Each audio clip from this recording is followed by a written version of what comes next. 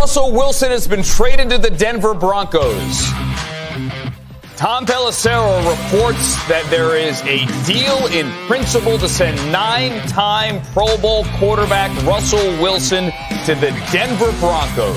In exchange for... All right, back now with you on Total Access with breaking news out of Green Bay. We go straight to Tom Pelissero on the details of what's going on with Devontae Adams, who looks like the Raiders are acquiring him from the Packers.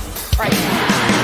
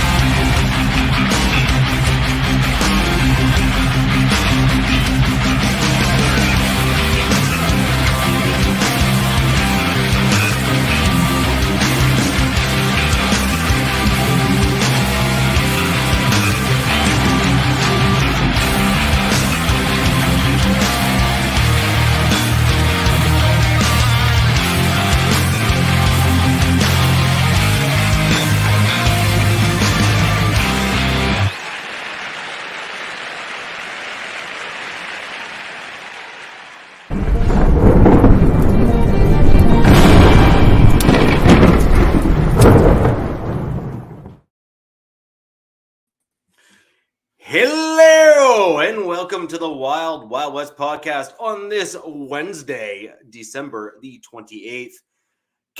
Captain has imbibed a little too much spiked eggnog, and he will be with us. The stylist. I was trying to be at least kind to Captain. He's actually with his stylist. Yeah. Insert jokes in the chat, please. We'll have Captain read them later.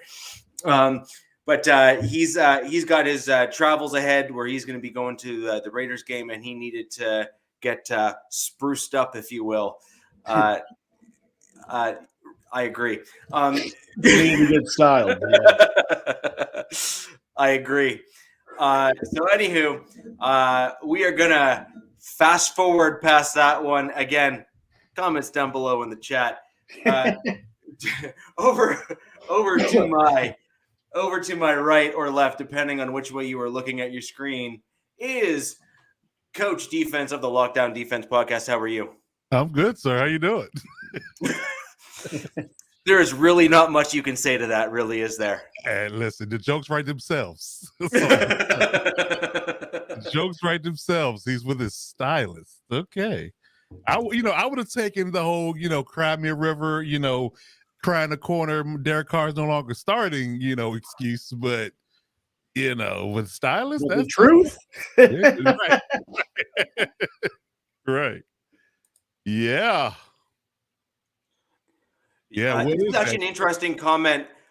Captain has only made one request as he is getting, don't talk about this till he's here. As he's getting his beard floofed or whatever they're doing there. He has asked that we hold off on the Derek Carr benching.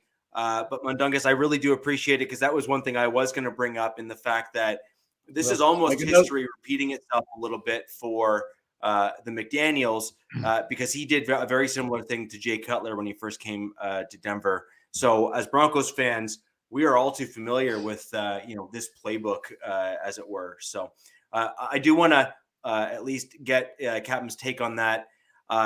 Also, friend of the show, former Raiders kind of panel member of the Wild West podcast, Wi-Fi Willie, has posted a whack of stuff on Derek Carr with some insider information and whatnot. And just in terms of it was certainly looking like this is a setup of some sorts to kind of mask some of the poor play from this season for McDaniels, trying to kind of save his job and whatnot. So anywho, as we move right along.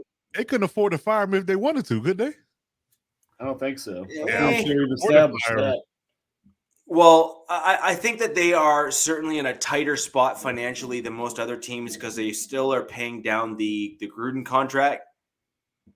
So unlike other teams, they're paying down like 2 or 3 coaches' salaries right now. Yeah. And the owner has a fair amount of money, but not that much money. Nice. I guess whatever makes us feel better, right, Mundungus? Hey. Yeah. So we can't really poke at the Chiefs or Chargers, so it's got to it really can. So got to process some elimination. Yeah, we got to find solace in something, right? So, Alex, this is the Alex Givens, or the real Alex Givens, if you'd like to search him on the Twitter of Arrowhead Addict. Alex, how are you doing today? Oh, I'm doing good. Chiefs win. Not firing coaches or sitting QBs. Things are looking good in the kingdom. Yeah, yes. And good holiday season. Hope everyone had a good holiday season. So pull up that B-roll from the preseason predictions and let's talk about it. Yeah, right.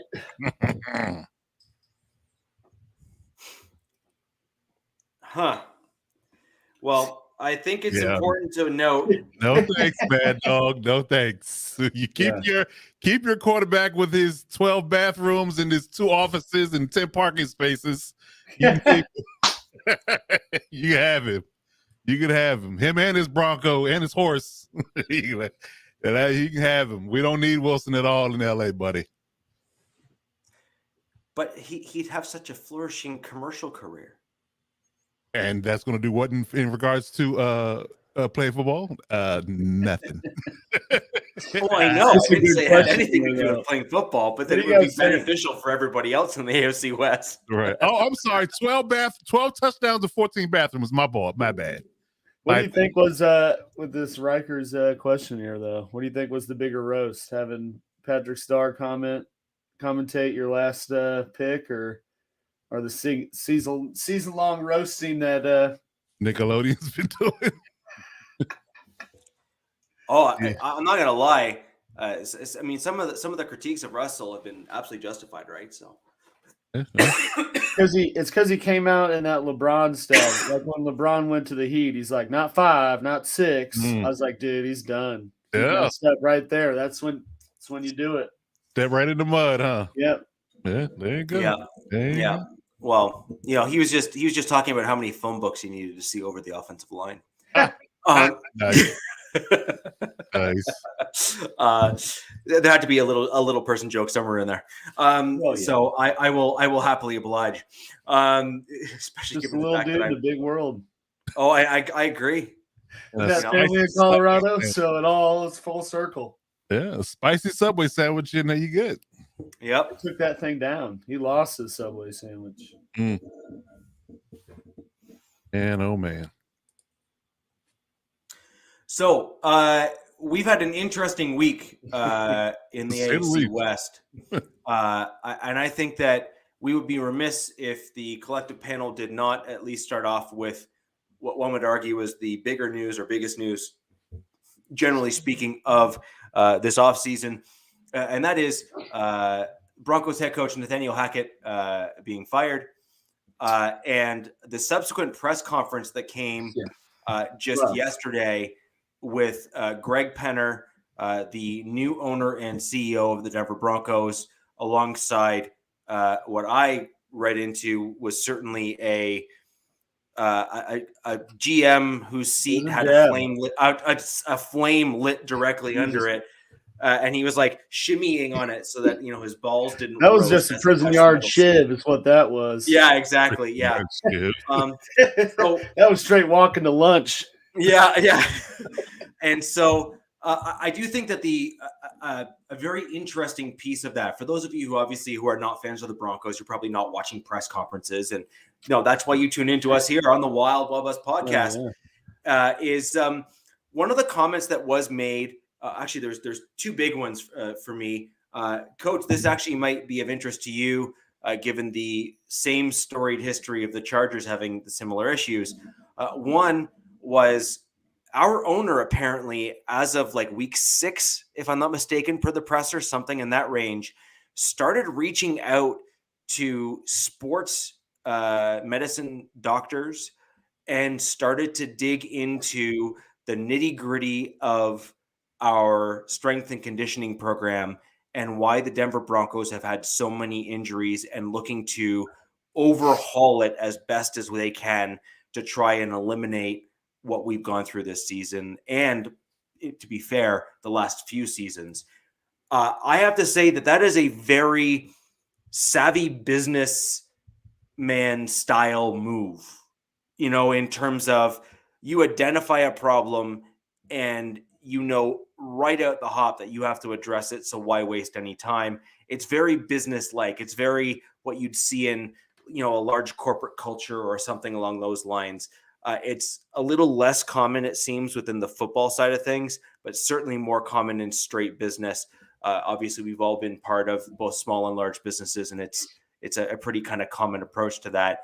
I want to maybe touch on that first, and then we'll touch on the last part of the last comment in there, which is something that I think we'll agree to agree on, that it's also a pretty big might deal. have little different descriptors for it, but yeah.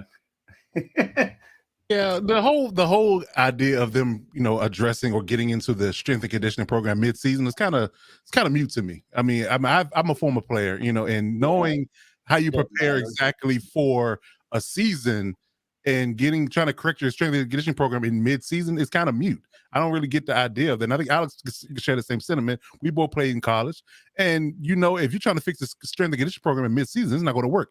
Your workout program, your workout regimen is different mid-season than it is preseason. So you're staying warm. Right. You're stretching. You're doing yoga. That's right. About it. I think you're kind of misinterpreting. I think you're kind of misinterpreting what the approach was. It was, we have so many injuries this season that are so detrimental to the team. It is clear that there's a problem with our approach. Now, I do not believe that the intent of what he was doing was to say, hey, week 9, we're changing everything. That was not even the way that it was presented in the press conference. What they were looking at was to say, what is clear is that this is now second, third year running where what we're doing is clearly not working. Well, the way I look at it is, how much did he spend to buy the Broncos? Well, it's a few billion, right? Like 4.2 billion or something. Yeah. So he's like, 4.65 billion. Crap, I spent all this money to buy this team, and look where it's at. Like I'm doing everything my way. I'm gonna spend whatever to have some doctor tell me I need to do it this way. I mean, you can tweak that kind of stuff, but I mean, sometimes you just get unlucky. Like you just get hurt. You have injuries. I mean, it's just kind of how it goes. Like that's one component that I just feel like doesn't matter how much you prep for it or try to get ahead of the curve. It's like it's just too much of an unpredictable factor. Yeah, NFL players say all the time. It's not a matter of if you're going to get hurt, it's when. Yeah, I mean, so it's just a matter of fact. So it's not, I get it's highly detrimental, and you are the last in the league as far as injuries are concerned, 32nd as far as overall injuries. But the idea of trying to fix it, your main concern should be trying to fix it in the offseason. So making a big how to do about trying to bring somebody in mid-season, and it's good for press, but it's not going to help anything right now. Like I said, your workout regimen is different than right. But that's exactly what I was just saying, though, is the presser was worded in such a way where he was looking to bring in the help now, identify the problems now for next season. Okay. So again, he's giving himself that extended runway to really, bring in and stretch the right stuff out to get the right things in play. And remember, there's the off season and everything may well be a time where the team wants to make a good number of changes. And I think so many teams almost wait too long to do the types of things that we've seen Penner just recently do. And then they end up getting delayed by a full year because part of the changes may need to actually take place in the offseason. You're only a few weeks out from that. Yeah. And so I think it's extremely important that that our team and our owners, and frankly, I have to say that as a fan, it is refreshing to see an owner like Penner step in and take what I see as I almost want to say a very Pat Bullen-esque approach to the team, despite coming in with an absolutely obscene bank account behind him to back the team. Got some rollback prices, baby. There is no rollback pricing when it comes to some of the things that they're about to do. They are they're going to Harrods over there, and they're going full out, because it's clear to me that based on his comments, he is well aware of A, the problems, and B, just almost disgusted in the way that he was presenting himself in that presser in terms of where the team is currently at. Yeah. So that kind of brings us to the second part, and that was, Penner, from my perspective, quite literally put George Payton on blast when he brought up, we are also reviewing how we write contracts. I didn't see any of that. And I literally did a double take at the screen when I heard that said aloud in public at the presser, because that was all but basically saying, so George, why did you sign Russell Wilson to that absolutely bananas contract ahead of the season? And why did we write it the way we did? Because now we're screwed. And so I thought it was really I saw Patton say whatever coach they want, they want in there to be able to work with Russ or whoever. And then he's like, oh crap, I said that. And he's like, are the backups or anyone. Yeah. And what's clear is that there have been some rather candid discussions within the front office, and I don't think that is necessarily a bad thing. But I also think that when your owner is calling out contracts needing to be a thing that get overhauled, then as a GM, that is certainly not a good look for you, because that means that he is well aware and has clearly had discussions with you just about just how bad that Russell Wilson contract is for the team, given how he is currently playing. No, absolutely. Plus, it's kind of like I guess they extended Russ after he bought the team, right? So they extended Russ like within a week or so after they bought the team. It was quick. Yeah. But the other owner was at the helm when they hired Hackett, right? Yes. Yeah. Yes. So the ownership group that originally, like the Pat Bullen Trust, was the owners when they hired Hackett. I still think they hired Hackett with the mindset of we're going to get Aaron Rodgers to come to Denver, and then that didn't happen, and they're like, crap. And then they go get Wilson, and they're like, crap, sell. They're hairs off. That's really because especially when you look at Hackett's like the experience, because he didn't call plays, he just got praise from Aaron Rodgers, and they're like, well, there's our guy. We get him here, we can lure Rodgers away, and it didn't happen. I kind of hope, I'm interested to see who they interview or who they really go after for coach. I don't think it's going to be Sean Payton. I don't think Sean Payton's a part of that. If I'm them, dude, I'm getting the Eagles offensive coordinator. Frank Reich? No, the guy now. Okay, yeah. To tell and that guy.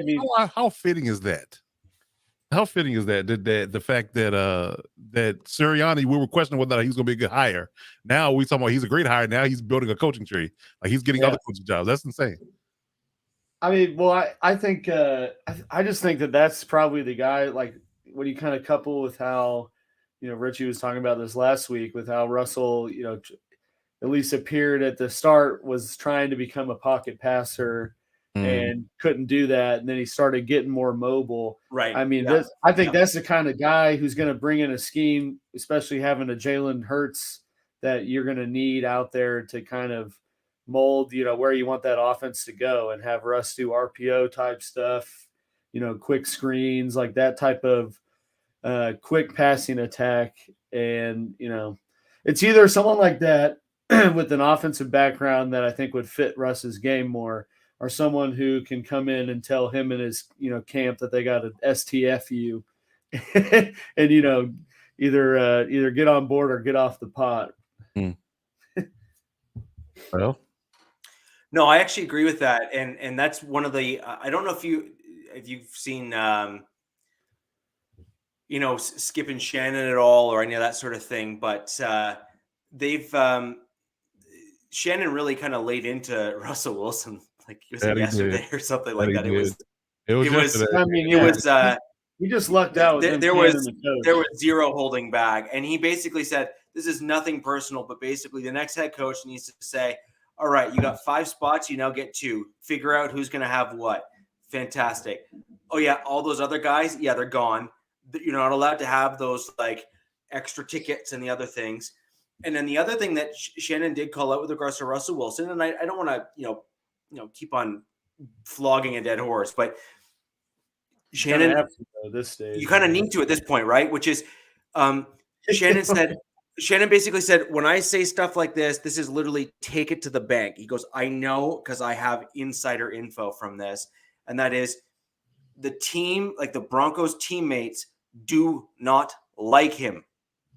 Bro, I'm telling you, I don't think any of his teammates like him. No. He's Bo Callahan, man. No one went to his birthday party. But I mean, really, like, you think back, I think it was early. I mean, I think it was like week 3 or 4. Richard Sherman had a podcast. He has podcast. Yeah, I remember that. Him and Marshawn Lynch on it. And they're both talking about how they don't even have his cell phone number. You got to go through his manager. Like, what? Yeah. Like, this dude's 31 years old and acts like he's like God's gift to football. Like, I mean, he doesn't seem like a very likable guy.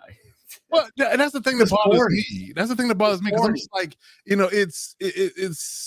it's wavering for me. Like, on one hand, you got this humble, God-fearing, all about his Christianity, and then the other hand, it's like you got this Mr. Unlimited. Like, so I mean, who is he? Like, what is it? Who is this guy? I mean, again, I'm telling you, I think he's just like an overly fake, corny guy. That's like, wow.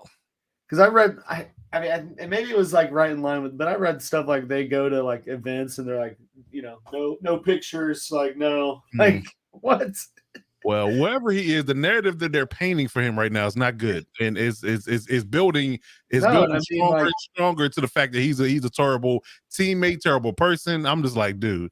Well, even think about like the stuff that Pete Carroll was saying, like like the subtle jabs Pete Carroll's sprinkled throughout the season of just the difficulty of Russ, the wristbands, and Russ is like, well, I won a lot there, and it's like, well, did you or did a defense? I mean, oh yeah. Well, I mean, but you also get to look at it. You can take it with a grain of salt too, because you can look at it. That's just straight hatred because he left. You know what I mean? So you don't know exactly what that he was just throwing. I mean, dude, if I'm Pete Carroll in Seattle, I'm not hating him at all because we got rid of him and we got the 3rd overall pick. Right. We're about to get Will Anderson Jr. Right, and a better record. So yeah, they're looking rosy right now.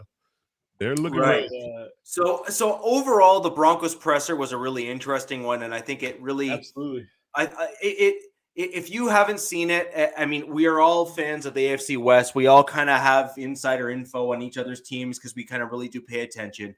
I really do recommend, even if you're not a fan of the Broncos, I think that it's a really interesting press conference because I think it really sums up a lot of things that as fans of the NFL, as fans of the AFC West, you'll get a lot of takeaways from that presser. So again, I really, and frankly, you very rarely get owners giving pressers like that mid-season. So it really, I think, gave you some really interesting insight. It's the thing I like about doing this show now, though, because I follow, connects like you guys and MHRT Network and people through that. So now it's, I see a lot more Broncos content or Raiders content or Chargers content. So I'm always kind of like, in the loop. You're deep in the weeds now, buddy. And look at this mess. This man's live. Hello. Oh, hello. Gosh. We rather look at her. We don't look at that ugly mug. Yeah. Hey guys. I don't know if you can hear me or not because all I hear is a blow dryer. So apologies there. Are you There's- getting I- all I getting hear- frosted tips? But I wanted to make Frosted an tips. appearance. Whatever your joke is, haha. I can't. Again, I can't hear it. Okay. To the stylist in the background. That I caught. Okay. Frosted tips. Again, all I hear is, okay, there it goes. Give him a mullet. Oh, hell no. No, I heard that. Viking braid. I heard that. Corn roll it. Corn roll it. Corn roll his beard. I did want to come in so that I did want to come in to like say a couple different things. Go ahead. If you can speak over the blow We're not trying to dryer. do the Derek Carr stuff right now. No, Hell no.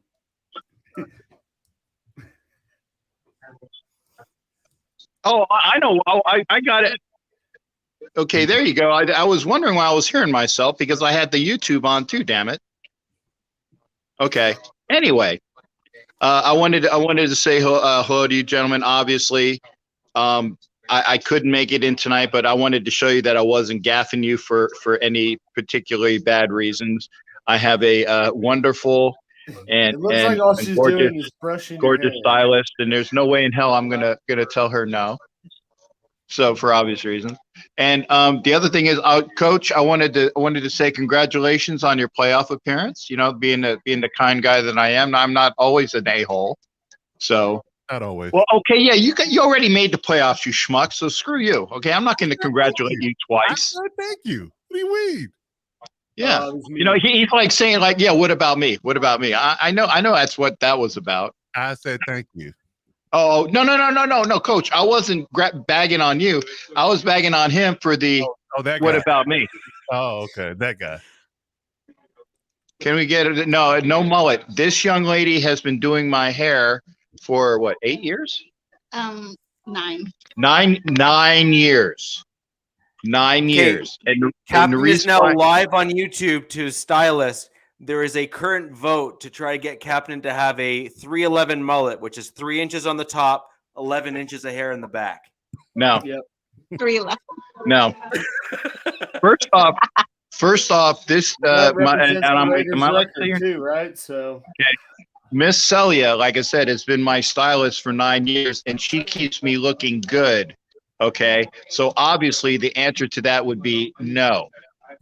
Okay, so but again, I just wanted to come in and again give congratulations to all that were there. I apologize for not being there personally.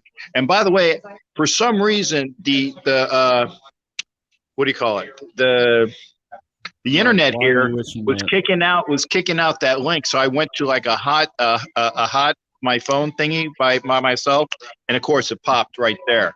So that's why I am here, just to make sure that you know, you guys knew. Well, anything I can talk about before we're the flyer? We're just finishing off the AFC West news, which has obviously been rather plentiful this week.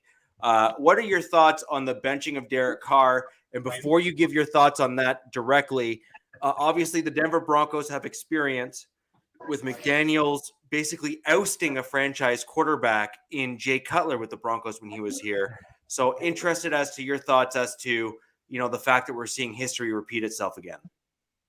Well, actually, I agree with the decision to bench Carr for the last two games because it's a $40 million decision.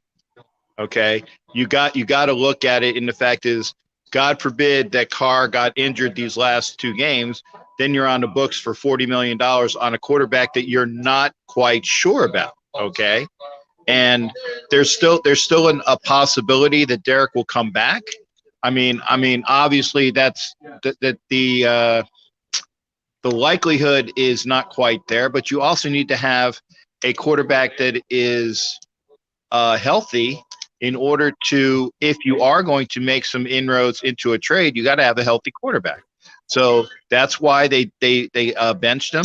He's not going to be active, and I agree with the decision. Again, if you're not sure about where you're going, then the proper response is to not to screw up your salary cap. I won't name any teams here, but not to screw up your salary cap with a quarterback that is going to be way too much for what. Yeah, there you go, Rich. Thank you for that. For what's going on. So I agree with that decision.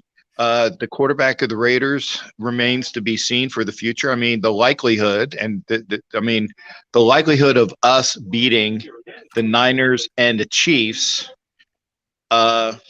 these last two games with Carr, which was the only way possible to even make that P word, and probably wouldn't have even happened if the Dolphins win, then it's all out anyway. So, like I said, I agree with the benching of Carr. I know Mike Sarah thinks I'm full of crap, but we'll see. And again, any further questions before I get a blow dryer in my hair? A mullet. I've not seen her cut or do anything. Oh, cut. No, she trims. Wait, see. Okay. Exhibit A. Exhibit A here. Get him, Celia. Get him. Did you hear that? Exhibit A. Trim. Oh, yeah. Yeah. Okay. It is denied. It's not in evidence. Sorry. Ow. And this is the only woman I allow to hurt me like this. Probably pay extra for it. I didn't hear that. 8 o'clock. I think I'll she did. tell you later. Okay, yeah. Text me what you said later. So, Captain, what's your safe word? Banana. We haven't figured what's our safe word, honey. She just smiled. Banana. Oh, and by the way, she is a Raiders fan from Fresno, which is another reason why she is the class of this joint. We'll hold it against. Please. Yeah. We can forgive taste in football teams from from your Whatever style. you do not end the broadcast. Yes, whatever you do. So, His eyes aren't even open. no. So, Captain, what are your thoughts on your game coming up this weekend against the Niners? Well, obviously, it's preseason 2023 starts early, and technically, I kind of really thought that overall, this entire year was preseason 2023 early, because it's a matter of McDaniels getting to know which assets he has. Is the phone? Can you see? Okay. McDaniels needing to know what assets he has and what he's going to bring to the team. And, the team has played well at times, but when Derek can't throw a pass to basically to save his life in the second half, I knew we were going to. Well, I told you guys you were going to get screwed every which way in hell, and but the team offensively did not perform after the first drive, basically. So there was no. The officiating was horrendous on that quarterback sneak. So, getting back to point, I think that there's actually probably going to be at least 60% Niner fans in our house this weekend, and I'm going to be there because it's incumbent upon me to make sure that people know that not all of the nation has just given up on the franchise. And so being the stalwart, and I'm not trying to just do rah to me, but being the stalwart fan that I am, I can't give up on the team. So I'd like to see it somewhat close. And by the way, if I can get over there without either Southwest Airlines screwing up my plans, because I have a backup plan that cost me $1,700 to get out there via Delta, so it costs a lot in order to do things that I do. Well, I mean, Southwest does have a parrot policy, so you just need to be really careful, about that. You just have to avoid. Isn't Nathaniel Hackett's the new CEO of Southwest, isn't he? Wow. But So, Captain, the other question I had just while you were here, and then we'll let you go and finish up your quaff. But with regards to the game last week, and also looking ahead to this week, you did not give Jacobs the ball nearly the same amount that you have in weeks past, and frankly, he has easily been the best offensive player for the Raiders, given his performance. One, why do you think that is? And do you not think that would be a pretty large key to success with a quarterback like Stidham, who does best where he has a solid run game? Well, I mean, I think that they gave up on the run too early. They actually kind of reverted back to the very early part of the season where the run wasn't working, and they gave up on it, and they tried to throw. And I don't know why. Unfortunately, because I'm not in the building, but they gave up on it, and that pissed Jacobs off. Jacobs is gone. Basically saying that, hey, I'm sick and tired of this stuff. I'm cleaning it up for the audience. Mm-hmm. And, there are plenty of people that are hardworking, and I got to move for her Clippers. But there are plenty of people that are hardworking. Damn, Mike, who hurt you? I'm sorry? My smug attitude. Well, you're talking about the comment in the chat. I'm glad you answered that question, Cap, because I was actually, do you think Jacobs was going to be back based upon his last rant in the media? Well, like I said, his rant in the media was basically blowing up Carr's performance. So with Carr being a question mark, but he's also going to ask for a bunch of bags, and he's going to warrant a bunch of bags. But I don't think the Raiders are going to give him a bunch of bags, because it's not their way, in as of the New England way, to have a running back worth all that money. I mean, the running back that they had for many years that was probably the most name-worthy was Corey Dillon, and he came over from the Bengals, and Belichick sat him down and said, hey, you will be a part of this team, and we're not going to deal with your crap. And he, laid down for it. But the Patriots normally do a running back by committee. We had 6 running backs on a roster this year, of which we probably only used 3. So I think that unless Jacobs takes somewhat of a discount and wants to stay with the team, depending upon who the quarterback will be, then I think he will probably be gone. That's one of the reasons why they drafted Zamir White. They always looking for the next, the next available person. And I disagree with Mike Sarah. Adams is going to stick around because he doesn't have an out on that contract. He doesn't have an out on that contract. He can bitch, moan, and groan about, Carr not being there, but he's a professional, and depending upon who the quarterback is, he will be there to play his snaps. And if not, then the Raiders will obviously, say, okay, you want to go, then they're gonna trade him for assets. But I firmly believe that Adams will be there, because Adams, with Waller, with Renfro, are the makings of what the offense needs to be. The Raiders need to improve upon defense, and that's just my opinion. Fair. No, I think it's fair that Adams is going to be interested to try to get a quarterback that is on the team that can basically make him look better, pad his stats, and assist him in ensuring he's a lock for the Hall of Fame. Yeah. They say Aaron Rodgers has an out on this contract after this year too.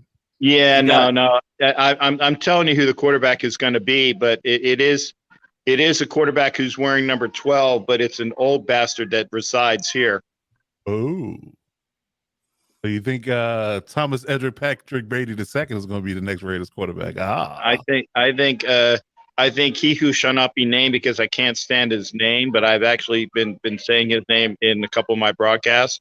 I am pretty sure that with the benching a Carr, and I even went into work today to say, as of it was 2:00 this afternoon on the 28th of December, with the benching of Derek Carr, that Thomas A-hole Brady, Thomas, it was a fumble, Brady will be the next quarterback of your Las Vegas Raiders. It's just the way it is. How ironic is that? The guy that cost y'all a Super Bowl will be a quarterback. And what if you I think it's even better than that, Coach, is Captain has, for the entire time I have known him, the word hate may not quite be strong enough. Hate, despise, loathe, and abhor. Yeah. And now think of all of that rolled in on your team, and then he's got number 12 in silver and black, and he's on the team, and Captain has to sit there on the sideline. Let's go, rawr. First game broadcast, got to wear Brady jersey in the corner end zone. That's all we do. And Captain, it would not be a Vegas game if we didn't have an over/under on how soft the balls are. Wow. Well, I there's nothing soft on my balls. I'll let you know that. There's a lot of hardness in the balls in the entire area in and around the balls. So bluish hue. They got a bluish hue. We're gonna take them down to the farm. No, it is not blue. It is dark, deep blue up into purple. Wait a minute. Okay. Wait a minute. I was doing an East. So about the kids that are watching. I know. Okay. But yeah, there is no deflation when it comes to the captain. Yeah, so that's I found it really funny because I'm not gonna lie, I actually went in that same direction in terms of Brady to the Raiders. As soon as I heard Carr, first off, Brady's basically done with the Bucs because he has he signed a 1 year, right? And so I could absolutely see Brady wanting to return to McDaniels. Got it. Thank God someone did. So I could actually see McDaniels and Brady kind of coming back together again. And now wouldn't that be remarkable if Brady was able to pull off, he's never had a receiver like Adams except for maybe Randy Moss. I was going to say Randy Moss was and that was the year that they went undefeated, aside from the last game that they lost. And if you're looking for another quarterback that is on par with someone like an Aaron Rodgers, really Brady is one of the very few at the NFL that's still playing that is, right in that same kind of conversation. Or what if they bench Carr so that they maybe lose these 2 games and move up a few slots to get a shot at? They're not picking high enough in the draft to get one of the better quarterbacks. They might. Well, if you trade up. If you trade up for a quarterback, and actually I think that Levis will be the third one off the board, and of all of the top quarterbacks that are there, all over it. I tell you what, if Levis is still on the board, I would trade up for Levis. Right, but the thing is McDaniels, I think, understands that his defense needs to be bolstered, and I could see him wanting to trade back to kind of fill out that middle section, like second, third, fourth round, and just go pick heavy and fill out, linebacker. But again, I honestly think that am I frozen? You were. Nope, you're not frozen. Okay. Hang on. You were frozen like Father Time. You're good now. Oh, okay. Yeah, my hotspot went away. Well, my hot lady is still here, but my hotspot via the Chrome. But I agree with that because again, Brady was 199. You just need to have a cerebral quarterback that can do the system and that is above average. Average to above average in arm strength and or running. Somebody that's going to run that system. If you trade back, I'd much rather get the top defensive lineman in the draft that's available from where we might be picking. And Derek Carr was a second-round quarterback, and he stayed 9 years for the Raiders, and we actually made a good get on him. So it can be done. Yeah. So, Captain, we're gonna delve into our upcoming games and give a little recap. I would rather not recap the Rams-Broncos game, but no, we are. But we're definitely gonna rub salt in that wound for me. 51 reasons to recap it. Yeah. Thank you very much, Coach. That's wonderful. With Baker Mayfield. Yeah. When we I'm not going to push end. Can you guys, so I don't screw up the broadcast? Can you get There we go. We're good. He's still talking. That was a lot to unpack from that. Yeah. Oh, okay? Thank you for that. But anyway, y'all take care, and I will be back later. I'm sorry I wasn't there for the next season. There you Don't go. press the red button. Hey, how are you? Bye. Hey, good. Like I said, I'm the one that brings class and babes to the broadcast, so the hell with y'all. Babes, yes. Class, debatable. Very debatable. Just joking. Come on. Guys, take care. We'll see you next broadcast. See you, bud. See ya. All right. buddy. Take care now. Have a good one. Bye-bye. So I just Mike, want what to thank is up Capt with you, for man? joining us. you are just on one right now. Who? Mike? Mike's just he's just in a dark place. Like, come on, buddy. Mm. What do we got to do to get you out Mike? of this? Mike, Did you say it's who hurt okay. you earlier? Can I offer you Yeah. a beer? The hurt Can I people hurt offer you people. a beer? Step back from that ledge, my friend. Jeez, who's saying that one? Let's let them do it instead. Yeah. So in terms of games, I mean, I may as well just rip the Band-Aid off. So the Broncos were abysmal, and kind of as we were talking about earlier in the show, one of the major issues with Russell Wilson is the fact that he has A, not played very well, and B, he seems to be too short to throw over an offensive line, or a defensive line for that matter. Like I said, like he might need 14 phone books in order to stand on, in order to get the proper height. 3 picks is tough. Yeah, so 3 picks, 1 game, and for everybody in Broncos country who is wanting to just absolutely just poop all over Nathaniel Hackett in terms of what he did, I really do implore you to look at the throws that Russ made for those picks. Those were all on Russ. He is supposedly this top-tier quarterback who's supposed to know better, and he scrambled and rather than running 4 yards to get a first down, decided to throw into double coverage, underthrow it, and got himself picked. That's what we call in today's world dog water. Yes. Yes. Yes. Smelly, stinky dog water. I agree. It was brutal. Residue-filled dog water. Right. Grass.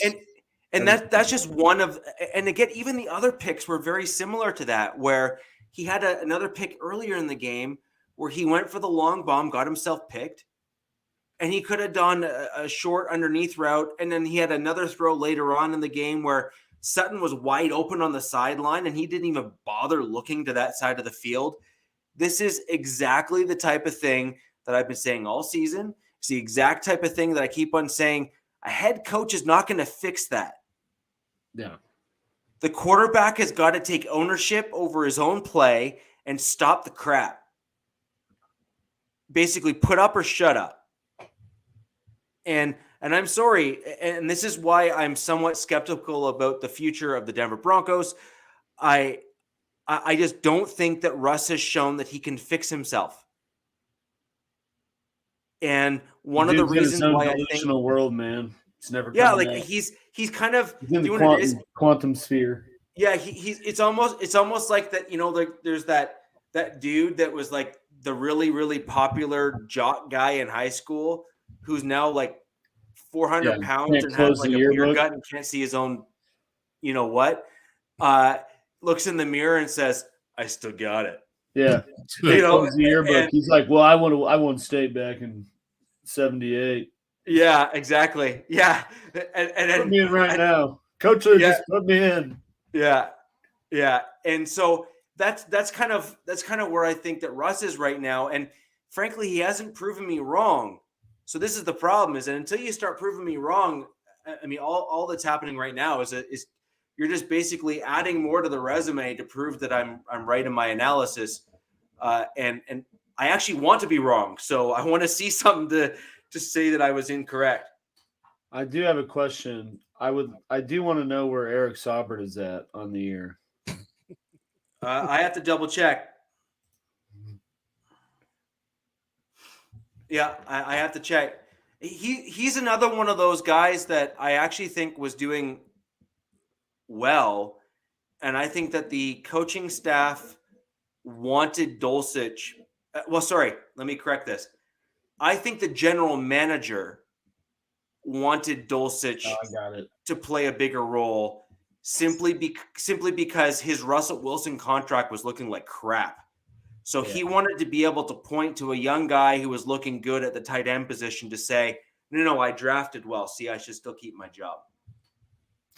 Well, that's true. Dulcich does look pretty good, though. Oh, no, don't get me wrong. I'm a huge fan of him, but I actually think that Saubert and Dulcich are really good complements to each other. Yeah, Saubert's got 12 catches for 118 yards. Yep. But he's got like 2 or 3 touchdowns. And that one touchdown that cost you a jersey. Yeah. Still got to deliver, but just one. I wanted to wait till the season happened just so I could see how close. But to put that in perspective, KJ Hamler only has like 40 more receiving yards than Saubert. So, well, he's been hurt though. Never mind. Oh, so he's been hurt, yeah.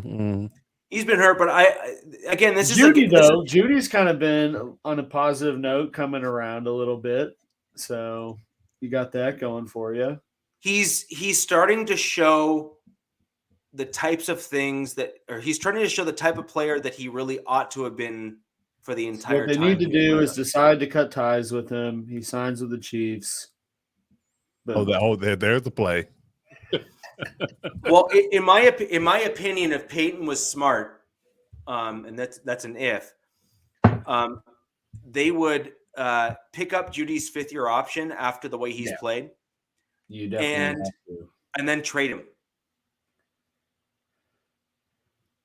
I mean, you mean like immediately or like at the deadline? No, I mean trade him immediately in the offseason. I don't know. Because, so for example, Tim Patrick is already ahead of schedule. He's going to come back and he's going to be angry. So I'm looking forward to see him playing. Literally for the first 3 games of next year, I will be wearing my number 81 jersey. Like I promise you, from the stuff that I'm seeing from him putting out, he is going to be on fire. And I think Sutton and Patrick together on the field, just because they can both be such reliable big targets on the field, it's going to be pretty awesome to see. And I think that when you look at Jalen Virgil, who I think can really be a pretty spectacular player, and if we're going to be honest, with a little bit more play time, I think he can actually do a lot of things that Judy can, because I think he's got as much or just as good speed. But I think what Judy has is a very polished route tree. Judy's issue before was the fact that he was taking too long to get to the break in his route. And in addition to that, he was kind of getting in his own head. And so he started to kind of take his passion and kind of put it towards his play on the field, which I think is really starting to fuel him a lot better, which I think is a great thing for him. But I think that the Broncos have enough wide receiver talent that's in behind Patrick and Sutton to at least fill out the roster. And I think you can draft someone that can at least, do okay.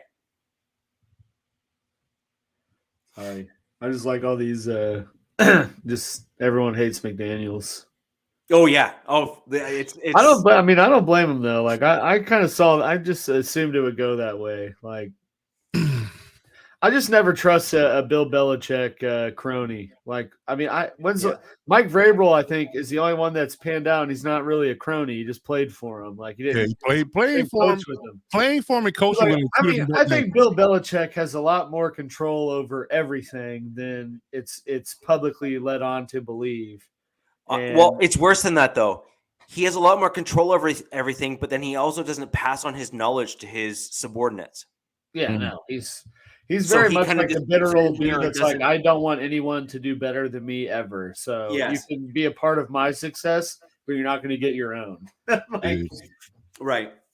And Kamani, I think that's an interesting one. The challenge I have with KJ Hamler is when he's been healthy, he's certainly looked like one of the best receivers on the Broncos. And I kind of agree with the speed, man. Oh yeah, he's wicked fast. Like he is really that good.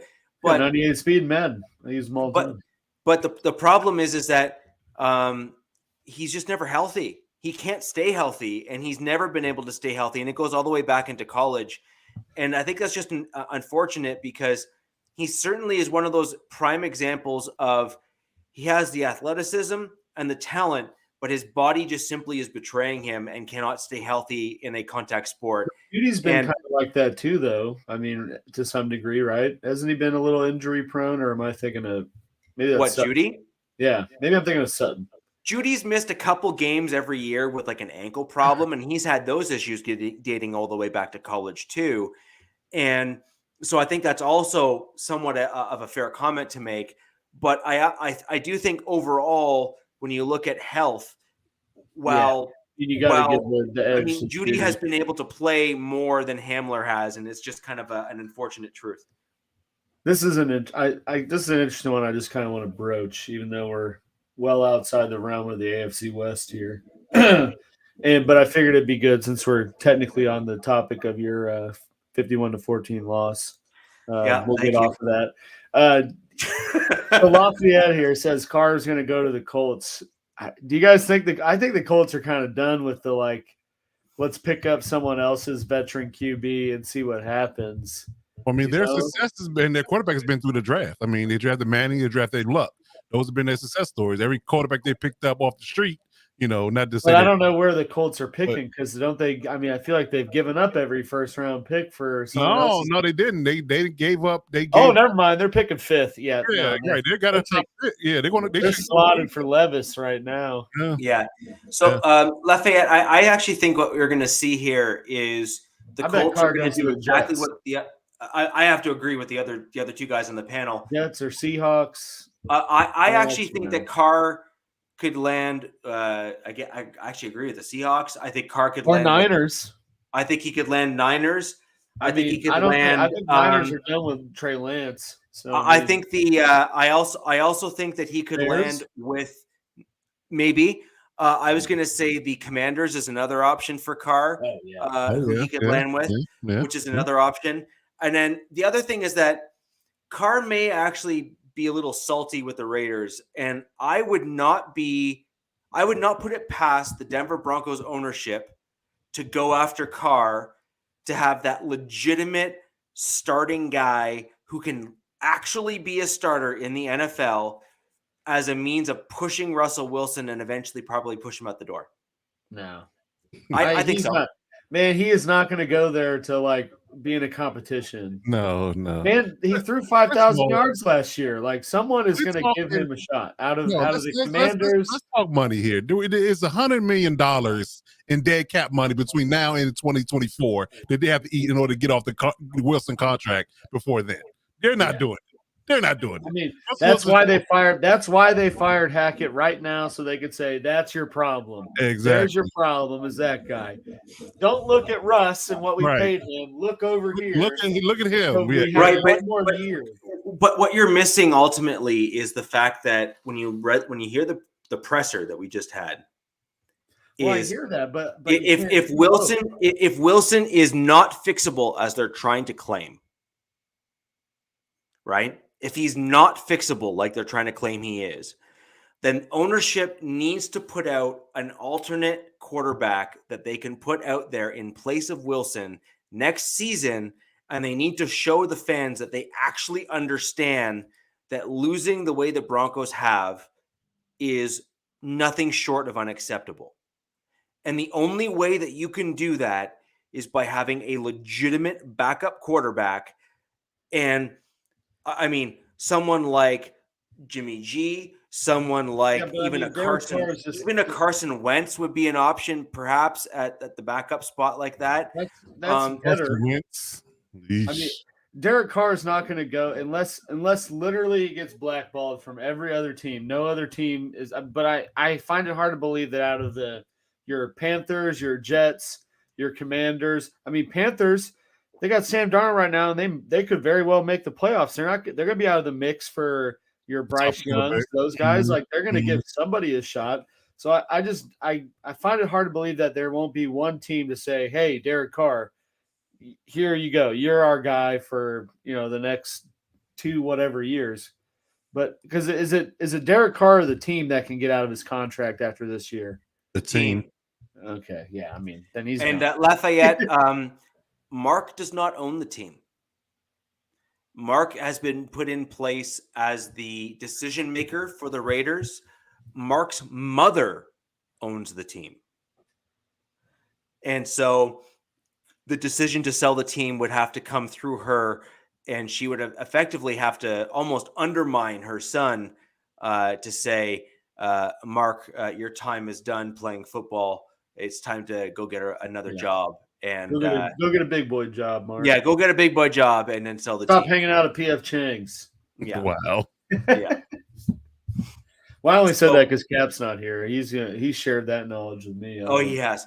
So, anyways, that's the Broncos' loss. I'd like to forget it, and we are going to quickly move on. We're still on it. Great, and we're now done. All right. So, Coach, I just wanted to throw over to you and go over the Chargers' victory. By the way, as much as it pains me to say it aloud, congratulations on making the playoffs. Thank you. Thank you. It is. It's look, Off Alex. One day your day will come when you will not make the playoffs, and we will. Yeah, maybe in like 10 years when Mahomes is done.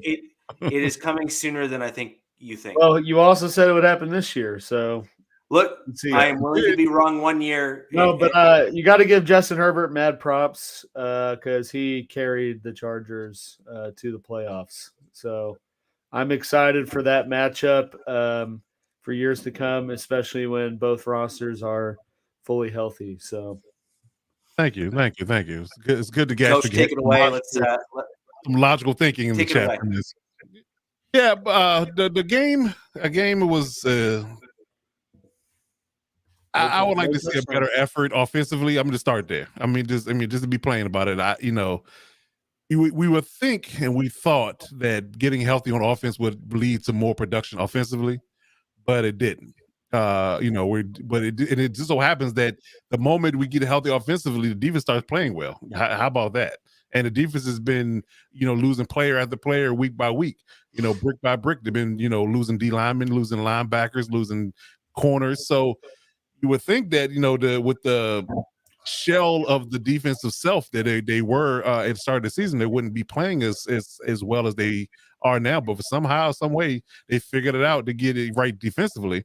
But it also came with a slowing of the offense. Now, I'm not sure exactly what's going on through Joe Lombardi's head, but or just the lack of the ability. Dude, he's got to be done. He's got to be one the back ability to stretch the field more with the weapons he has, but something has got to change because it's almost like, yes, I watch every single Chargers game, multiple times in certain cases, but it's almost like I can predict what he's going to do and what succession he's going to do it, and that's not good.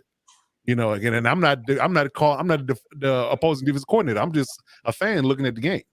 So, when exactly what, from a fan perspective, what he's doing, the defensive coordinators know.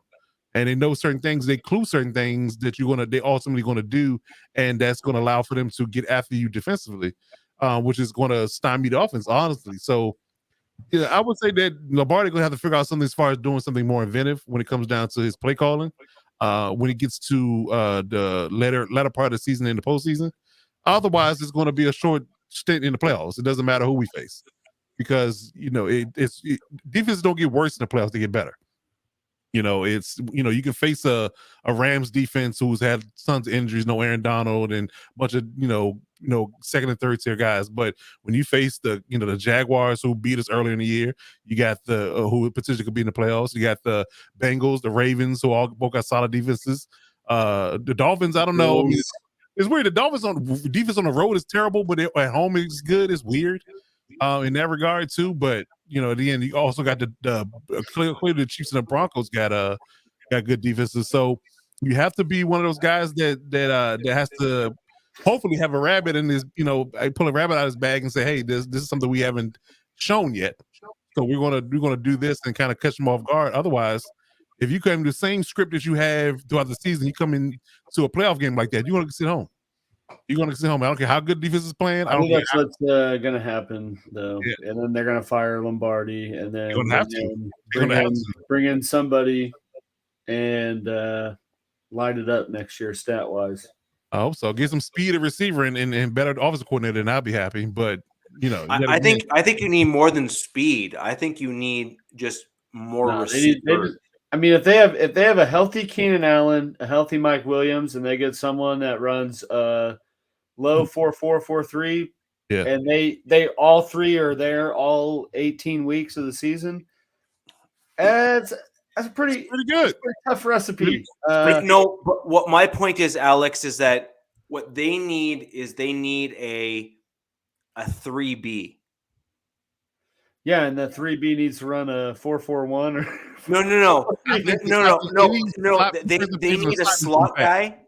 They need a quick speed guy, but then they also need a 3B. So, for example, Keenan Allen hasn't been healthy in successive seasons now. Williams has been hurt in successive seasons now. And the thing that has really hurt the Chargers, Coach, I'm not trying to slam your team. I mean, you just made the playoffs. That's honestly not true, but I'm going to let you finish.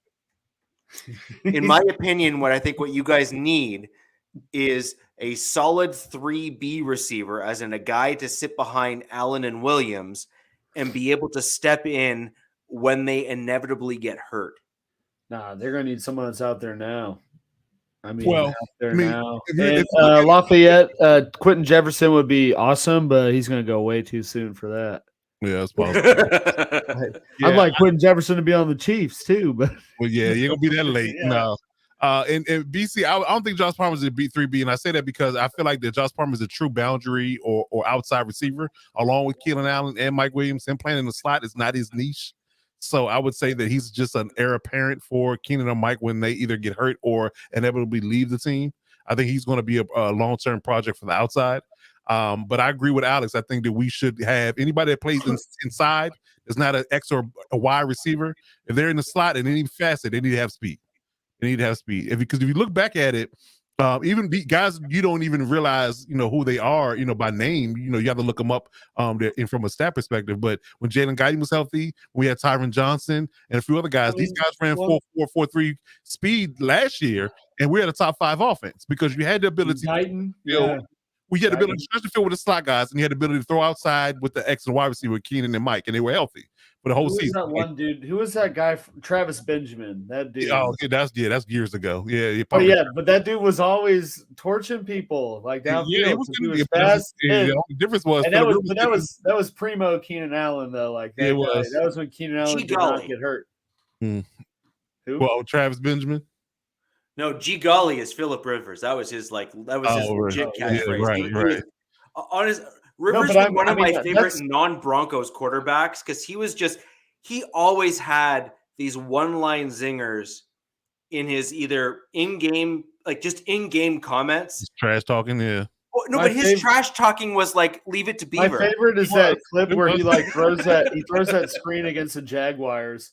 And then it's Ngakoue. He walks by and he's like 70 freaking yards. Right. Like screaming in the side of his face. He's like, hey, 17, you need to do that, bro. Did he apologize to me after the game? That's how nice of a guy he is. He said, man, I was just in the moment, man. I didn't mean to scream in your face. He told him that, literally. He legit told him that. Overall, I just think that we definitely need to have more depth at receiver. I said at the beginning of this season, I didn't like our depth going into the season. 1, I said 2, we need to have. You did, by the way. I think we have receipts for that. You did. Yes. Good for you. Yeah, we didn't have a depth. We picked up more running backs and we don't run the ball. That makes no sense. This makes zero sense. Well, why do we have Sony Michel? I still argue that roster spot is being wasted. But regardless, why did you elevate Roundtree and other people from the practice squad to And you only use 2 running the ball. Yeah, right. Yeah. That's probably what happened. They're like, hey, you know what? What if we move this guy up? They're going to think we're going to run the crap ball, out of the and ball, then we'll just throw slants. Right, exactly. We'll just run sticks the whole game. Yeah, run sticks. Yeah, everybody runs to the sticks and just turn around. Yeah, so that we definitely guys. I did want to make sure we fit everything in the show overall, just because we've had so much news on a tear there. Yeah. we had so much news this week that it really did take up a good portion of the beginning of the show. But I want to make sure we do get into everything. Yeah, but that was my two sticking points. The offense needs to be better, but the defense is playing well. So you take your wins where you can get them. Defense is important as you get into the playoffs. Anyway. Absolutely. And so if you can build upon that and keep in that trajectory, I mean, you could start giving some folks fits, especially if your offensive guys like your Allens, like your Williams, and those guys, which are now starting to get healthy. Mm-hmm. Well, they're coming back into the game. Allen signed through 2023. I think he's this year and next year he's on the contract. Then I think that's Williams just signed. So he's got 3 years left. 3 years after, he has 4-year deal after this offseason, so he has 3 years left on it. Okay, very cool. I mean, Alex, your team again pulled out a win, which is starting to get a little repetitive this season, which is what wonderful for you, not so great for us. You guys all hate to see it, I know. No, especially Mike. Mike. I'm not going to lie. There's a lot of things that happened for the Chiefs this season that I didn't expect to see. But obviously, as a Chiefs fan, you have to be pretty excited about it. Oh, my bad, Alex. 2024. Just okay. Well, I mean, either way, like it's not too long. So I was more so. So hold on. Does that mean what Williams and Allen end on the same year? They do. Yep, they do. Okay. All right. Mm-hmm. Okay. Yep. Sorry. Go ahead, Alex. Interesting. No. So we saw KC beat a respectable Seahawks team, I'd say, and respectable in the sense of they were certainly a lot better this year than people would give them credit for. It was a bit of a blizzard game, like cold as hell out there. Yeah. I got offered to go, and I was like, no thanks. No, I've been in that environment. I'm good. I'll watch from the TV. I guess from comparing the past few weeks, we've at least seen them win in an expectable sort of fashion versus who they're going against. I mean, literally thought they would beat the crap out of like the Texans and some of their previous opponents that have ended up being a little bit closer games than the Kingdom and myself would hope for. So it was good to see them win in a little bit of a more commanding type fashion. With that being said, though, I would have, it was still the Seahawks that aren't really the best of defenses. I mean, I spat off their stats going into last game, and Chiefs were able to move the ball pretty well. Although they did have kind of a pretty dormant second half. Like they came out in the first half, I think it was 17-3 at halftime. So they scored one more touchdown in the whole 30 extra minutes a game that we had. But Mahomes had a quality touchdown run in the fourth quarter. They came out strong. Defense played good. Held Kenneth Walker, who I think is going to be a pretty solid running back as time goes on in the NFL. Held him pretty well. The Seahawks offense was kind of gone for most of the game. So to me, as a team that's already knows they're in the playoffs, somewhat fighting for the number one seed, but a lot has to happen for that to get to that point. This was a good win and a good quality win that you kind of saw them take a step towards the right direction for a team that's going into the playoffs and should be gelling at a point, that they need to be, kind of like I was talking about last week, where we haven't seen them kind of hit their strides at the right moment, like as Chiefs fans have seen in the past, especially with like the Super Bowl run and stuff. But I mean, still some things to kind of walk away from that game, like WTF, like I would have liked to see them run the ball more in the second half. I'm kind of kicking a dead horse, as Richie said earlier in the show here, but It's mean, they- flogging a dead horse. You stole it, Rich. A flogging, he said. Well, I heard the American version, so Dude, But, coach is American. What the heck's the matter with you? I'm the only. sorry. I'm the only. He's a Canadian northerner actually- though. Dude, it's me. There's me and a Dolphins guy. Like we're the only two Canadian NFL personalities that I know of on YouTube that are Canadian. Okay, flogging a dead horse. Sorry. Yeah, you can use the N and make it more American. There you go. Yeah. But either way, like, would have liked them see it close it out in a little bit better way with the run game. They were pretty successful running the ball in the first half and kind of came out and tried to keep being cute and passing the ball. And it wasn't ever a worrisome game, but you would have liked them see it close it out in a more better fashion, especially as you're getting into like these January playoff games when you're going to be in colder environments and things like that. You're going to need to run the ball and kind of have long sustained drives to be able to close games out. So that's kind of what I would like to see them be doing, especially as a team that knows they're going into the playoffs. But I mean, either way, Patrick Mahomes is playing at a pretty unreal level right now. He's meshing with his guys and continuing to mesh, barring, I guess, Mike Sarah's wishful injury, which is pretty savage. He's in my opinion, it might be a little bit of a biased one, but I mean, I think he's the MVP of the NFL, especially when you kind of. With Jalen going down, it's definitely his. Well, I mean, you got to consider the whole knock going into it was he was only good because of Tyreek and Kelsey, and Tyreek's gone, so he's not going to be putting up the same stats. And I mean, he needs to have like 270 yards to have like. You know what it is? He's more boring now, but he's still efficient. He's still getting it done, but he's just boring now. Like he's just versus 30-yard pass. That's all. Which but that's kind of the maturity that he needed to go to be a sustainable success. I agree with that. I definitely because and I said it earlier on. I'm like, he's balling out by throwing bombs at Tyreek, but I mean Tyreek's not always going to be as fast as he is. You're not always going to have that type of weapon. Yeah, but the crazy thing is he's not slowing down much either. Tyreek? Yeah. Oh, he's still lightning, man. He is now, but those types of guys, and like I love Tyreek Hill. Like he's a one of a kind player, and like I love his backstory because he really kind of got. He put himself in situations, but I mean he had to dig himself out of a big ass hole to get where he is now. He did. It helps that he runs at 4.29 or whatever the hell it is, but. Those types of players, they're going to fall off a cliff really hard, really fast. Yeah, they are. You know what? It's y'all were saying that in length, but if I recall that, you're clearly before he had his foot issues, he said Deion Sanders. I'm talking about generational speed here.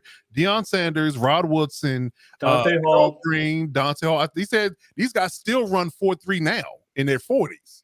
Yeah, but there's one thing about there's a difference between 4.3 straight line, 4.3 in a game, catching a route, making a dude miss, and housing a 70-yard slant. Right. So like, I mean, I played NAIA football. I played with guys that ran 4.2 40s, and you watch them on film, and you're like, what the hell is wrong with this dude? Like, why do you not catch that guy? Because there's a difference between a straight line testing speed and game speed. Tyreek has one of a kind game speed. Acceleration. Yeah. Use that bad analogy. There you go. But Tyreek has that one of a kind game speed. I mean, like point proven. Yes. Watch the end of the Buffalo KC game last year when they gave him a 5-yard catch and he house called it. He housed it.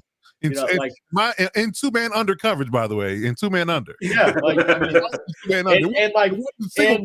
same time, and I'm sure this is more maybe my thought than national media, kind of still on the Tyreek kick here, but when he left to go to Miami, I thought, well, like how much of it was Reed and the system and Mahomes more so than Tyreek, and he's in still an offense under a good offensive mind, but a different system. he's putting up the same numbers. Still a So nuclear weapon. No matter you where know he that goes. he's very much that guy, and he's putting up numbers with a QB that, in my opinion, is not very good at reading the field. He just is blessed with incredible talent around him. 2-4-2 guys. You got 2-4-2 guys. Yeah. Imagine that. But yeah, I mean, like Matt's saying right now, like speed comes at a cost, and unfortunately, you hate to see it, but he's gonna just come into 1 year. I hope it's 4 or 5 years from now, but he's gonna go into a season where he's not that guy anymore. Yeah, he goes from like a 4.2 to a 4.4, and he starts getting shocked when a young guy catches him. You know what I mean? Like, and that was kind of the risk analysis that Casey had to make, and where their roster was situated, with where they paid Mahomes and where they wanted to go. That like, we got to sell this guy high and hope that he tapers off in 3 to 4 years, not 4 to 5, and we recoup as much as we can. So, you know, like I'll love for Tyreek, like dude's a baller, dude's a one of a kind talent, but I mean, I to me it says a lot that KC, for what was supposed to be a down, not good year, especially with the offensive weapons. I think it says a lot for the talent of Patrick Mahomes for them to be right where they were last year, and what was supposed to be a retooling year. I agree. I also think it shows that Andy Reid himself has matured as an offensive play caller, absolutely, and as an offensive coach. Because I mean, there's been years.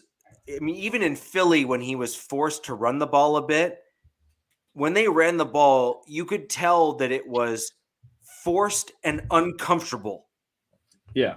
Well, and the thing I was about to say is, you know, he's certainly matured and made more effort to run the ball. They got an exciting guy in Pacheco, a 7th round draft pick, who's yeah. But at the same time, like I was just talking about, Pacheco's got 4.3 straight line testing speed. Right. Like, dude's fast, but like you watch him and you're like, this isn't the same. Like, he doesn't look like Reggie Bush, right? Well, Like, that's the same thing with Valdez Scantling. They say Valdez Scantling was a 4.3, but he don't look like it on him either. I know, that's like, it blew my mind when they signed him, and they were like, only 2 players last year hit a top speed of 23 or 22 miles per hour in a route, and it was Valdez Scantling and Tyreek, and I was like, what? Right. And I mean, but Valdez Scantling's also like 6'4", so it's a different. I mean, all those guys got to do is like reach their legs out there. Yeah, just a stride lift. Him and Christian, you know, you can just get there and get themselves. But my biggest I guess reservation going into the playoffs is that and especially you can watch the Bengals tape last year. I mean, Reed and the offensive mind doesn't always mesh at the point it needs to in pivotal moments in like the playoffs. So, you know, now they've been making an effort to run the ball, but you know, last year they would have beat the Bengals if they just made a point to continuously run the ball and maintain possession. They would have been in the Super Bowl again. Would they have won it? I don't know, but if they would have just ran the ball and not tried to do the Andy Reid, Mahomes stuff, you know, it would have been a totally different game. So I hope that's where the maturity, I guess, hits its focal point, is once they get into the playoffs, you see them do that stuff. But like I said with the Seahawks game, that's kind of where my reservations are, and that they didn't do that in the second half against Seattle, which that's kind of where the game script needed to be, especially when you're in the mindset of you're going into the playoffs and you know you're going to be in these close games with your Bills and your Bengals, and you know, likely looking like the Dolphins first round. You're going to need to run the ball and have long possessions and keep the other offense off the field, because you know you can score points. So you need to just not have those wasteful possessions where you're going 3 and out because you try to throw 2 bubble screens and you know, run a halfback screen on 3rd and 8 just to you know, keep the ball moving. So you know, how ironic would it be for y'all, because the way it stands right now, y'all will play the Dolphins in the first round. Yep. How ironic would it be for Tyreek to have to come back to KC to play Mahomes and them in the first round? That would be crazy. It'd be it'd be pretty interesting.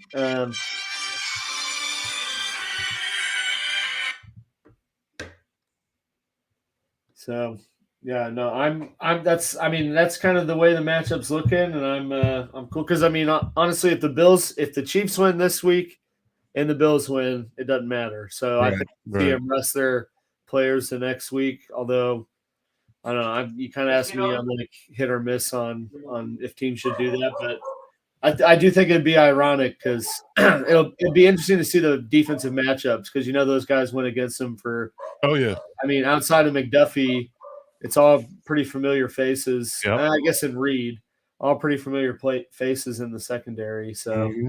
So, Alex, I think it would be important. And guys, I apologize. I do actually need to get going in a few minutes. Personally, Coach will be taking over the remaining of the show by jumping into our 3-point stance from our 49ers guest, as well as Rams Up, Mark from Rams Up, who Coach is going to be diving right into the Rams Chargers matchup. By the way, I also want to shout out Kyle Madsen, who's the 49ers 3-point stance guy for the Niners versus Raiders game. Kyle has been a wonderful resource for MHRT Network. He and I have been volleying messages back and forth for years now. I just wanted to thank Kyle for his time and for always being there for us when we've needed him to jump on for our 49ers content. And apparently Alex has left before I was going to throw to our quick KC Denver matchup. So I guess it'll just be me talking, which is wonderful. So I think Denver has got a pretty good shot at this because I think Evero is going to have his defense fired up after being utterly embarrassed by the Rams. And I think that the Denver defense has already shown that they can stack up pretty well against KC's offensive line.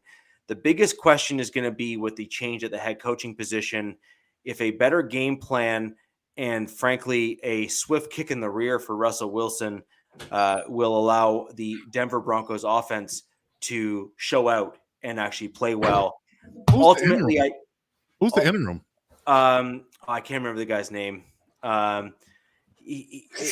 Who cares? He's like, I'm going to be honest, the dude's like 70. Oh, okay. Yeah, exactly. Who cares? Gary Rosberg. Oh, okay. So he's the interim head coach, and he's he's basically been with the team since week 3. He was doing basically clock management, game management stuff. Oh, that guy. Okay, got it. Okay. And I think he has the guy that he signed after he started his coaching. Yes. Oh man, talk about full circle irony. Fire. Yes, I agree. So ultimately, I think the Chiefs will win this one again. I really don't think the Broncos have a huge shot, although I do think that there may be like so there is a chance, like 1% sort of thing, where the Chiefs may be somewhat checked out because they've got things locked up. And the Broncos, and you got to factor in the just the whole dumpster fire change of face. Like you just that's a wild card, man. That's the Charlie Kelly in the back of the van. They're like, "Why'd you cut the brakes? Wild card." Yeah, and that's exactly it, right? It's respond to that. Yeah, that's exactly it. So ultimately, I think this is going to be a game for certain guys to try to play to not get fired next year. And I think that this is a game where the Chiefs will likely embarrass the Broncos again. Fair enough. I expect as much. And I'm willing to kind of just simply move onwards and upwards and look forward to the changes that are hopefully coming next year. Again, I've been saying this again for the third season in a row. MHRT Network is probably sick of me saying it. The Broncos need a better offensive line. We need proper defensive interior pressure on our defensive line from the nose tackle position. And yes, DJ Jones has been great. He's a spectacular player for us, but we need a guy to be right from the middle to kind of eat up the two blockers like most teams seek in the run defense side of things so that you can get the pressure. And I heard Jerry Tillery is available. He is a system player, but I don't think he's a system for us. Okay. And we'll leave it at that. But anyway, that's kind of my general thought on the Broncos. I think our secondary has got enough depth and stuff in it. I think we'll continue to pick up kind of ebb and flow pieces that are going to kind of come in and out. And the one thing I do think the Broncos have going for us is our secondary coaches, both this year and last year, have been excellent. And we've seen some real talent come through our secondary. And I mean, Patrick Surtain is ridiculous in terms of cornerback talent. And I think he's going to be no Sauce Gardner, but pardon me? I said he's no Sauce Gardner, but Oh, you mean the guy that's holding guys every single play, and then the NFL is saying he's doing wonderful? Whoa. No, I mean the guy with the Buffalo Wild Wings deal. Yeah. The sauce. At the sauce. Yeah, no, I've seen his game. I'm It's joking. ridiculous. Patrick Surtain the second is definitely a guy. So I can't deny that. Not just a guy, the guy, the guy. He is easily within the top 3 in my opinion in terms of cornerbacks in the NFL right now. And the question is whether or not he can sustain that for multiple years in a row, or whether or not we've seen kind of like the flash in the pan season. You know what I mean? So I think he came in. His stats are dipping. It's because dudes aren't throwing at him. I mean, if I'm a defensive guy, that's why I want someone to play corner, so teams don't want to throw it. Right. You only need to throw on one side of the field the whole night. So that works. Right, but then the thing is that we have a young rookie who's starting to really play out on that other side. I mean, he's really starting to show up in Damari Mathis, and that's really what's making the Broncos. The 4 straight PIs he got. Yeah, that guy. Look, right. He had a game. Some of those were. I mean, 2 of those were pretty egregious, but there was at least one of them that was not really an egregious penalty, and frankly would have otherwise. 2 of them would have otherwise gone uncalled. But that was an anomaly, if you will, for him. And I think the other thing to remember is that he got called for PI, and then on the very next play got an interception. Oh yeah. So I mean, unfortunately, with the way they call that stuff hold on, now, Alex. Let me finish. He's a rookie. The fact that a rookie is able to play with that much polish and literally screw up and have his 3rd PI call against him, and then come out the next play and then intercept a top tier caliber quarterback, I think says a lot, right? I think we can agree that says a lot about the caliber of a guy you're dealing with. That's one thing a quarterback and a cornerback has to have: short memory. Right. And I think he's shown legitimate ability to do that and play that way.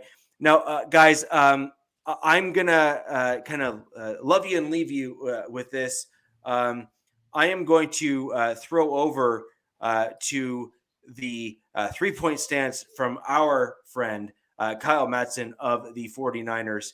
And gentlemen, I thank you very much. This is a rare occasion where I can't stay right to the very, very end. But I want to thank all of you for showing up today. And ladies and gentlemen, thank you for joining us today on the Wild Wild West podcast. Coach, I'm going to leave it to you to show us out and play the outro and all the rest here. But in the meantime, this is the 3-point stance for the Las Vegas Raiders.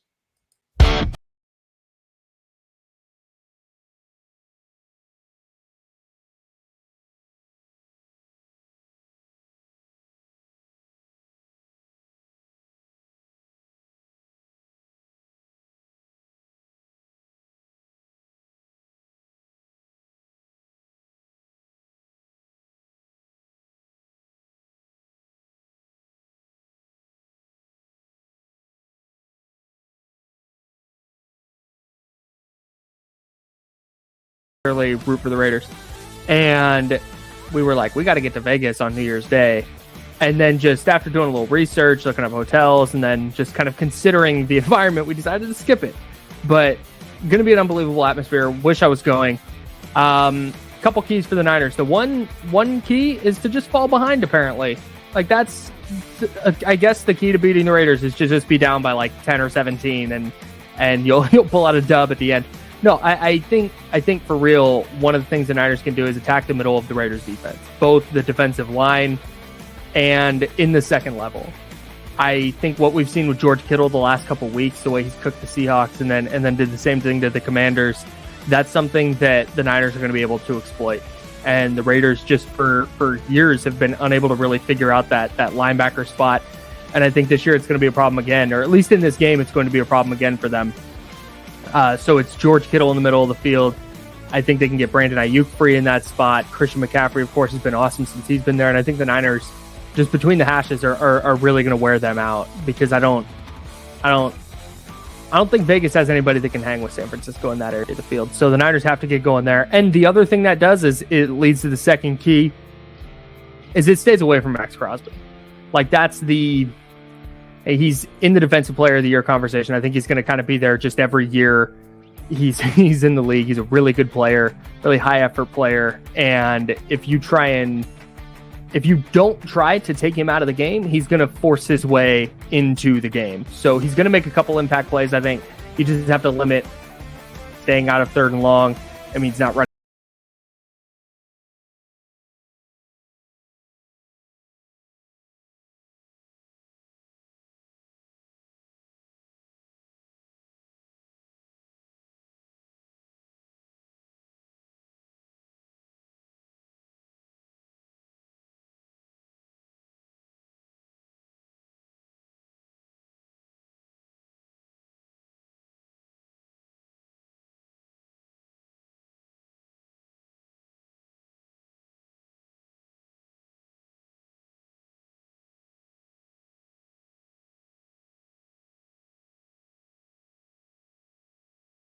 Darren Waller, their other tight end, their star tight end. How do I get Foster Moreau before I get Darren Waller? That's weird. Anyways, I think that if Josh Jacobs gets going on the ground against this Niners defense, it puts the Niners defense in a spot that they haven't really been all year. They've been so good against the run that they've not really faced the adversity of having a team be two-dimensional on them. And I think that's part of why their defense has been so dominant. So if they can limit Josh Jacobs and get Derek Carr into second or third and long, I think that's where he's going to struggle and the Niners defense really feasts. So on the other hand, if Jacobs rolls and they're getting into second and third and short, now all of a sudden it's Renfrow, it's Waller, it's Devontae Adams. And the Niners had a really good plan for Devontae Adams in the playoffs last year when they played the Packers. But I mean, this is a little bit different team. I think this Raiders team has better all-around weapons than that Packers team did. So I think that's going to be the biggest key for their defense. Get them into second and third and long, make Derek Carr beat you. And maybe he does. I think he's good enough to do that. But I think it's much tougher for him if the Niners aren't letting Jacobs also get loose and put them in advantageous spots. So those are my three keys. And I think that this is a game the Niners should win. It's a game they need. And I think that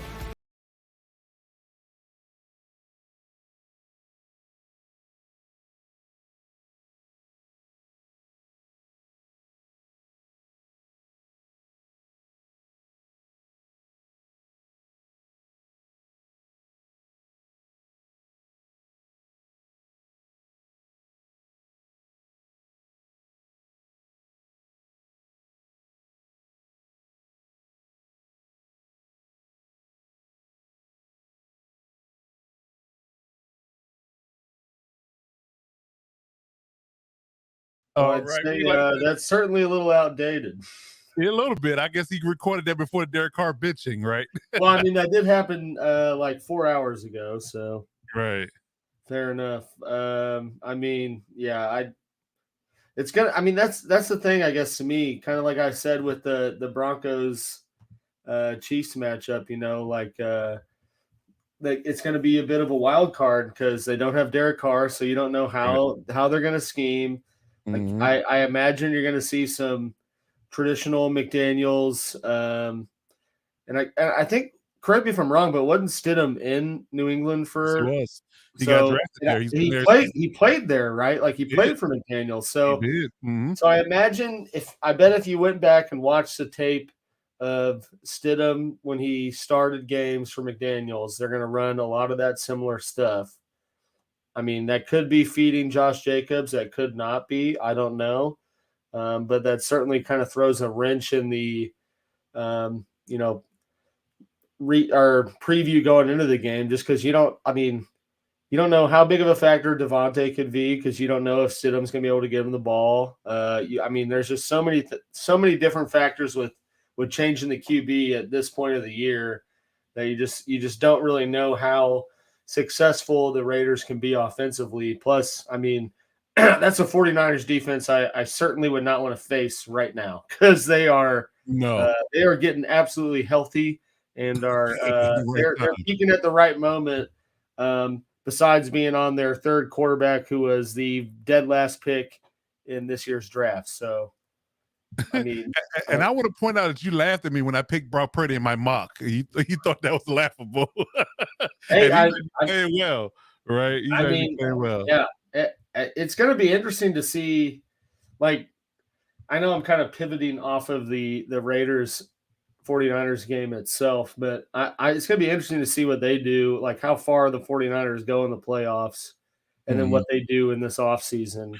Yeah, and the point you made earlier, and I want to bring that back up, is that the idea of possibly Zach Wilson and Trey Lance kind of being jettisoned early before we really get to really see exactly what they can do is wild, because we're talking the number 2 and 3 picks of the draft a year ago. The 49ers traded up for them too. Exactly.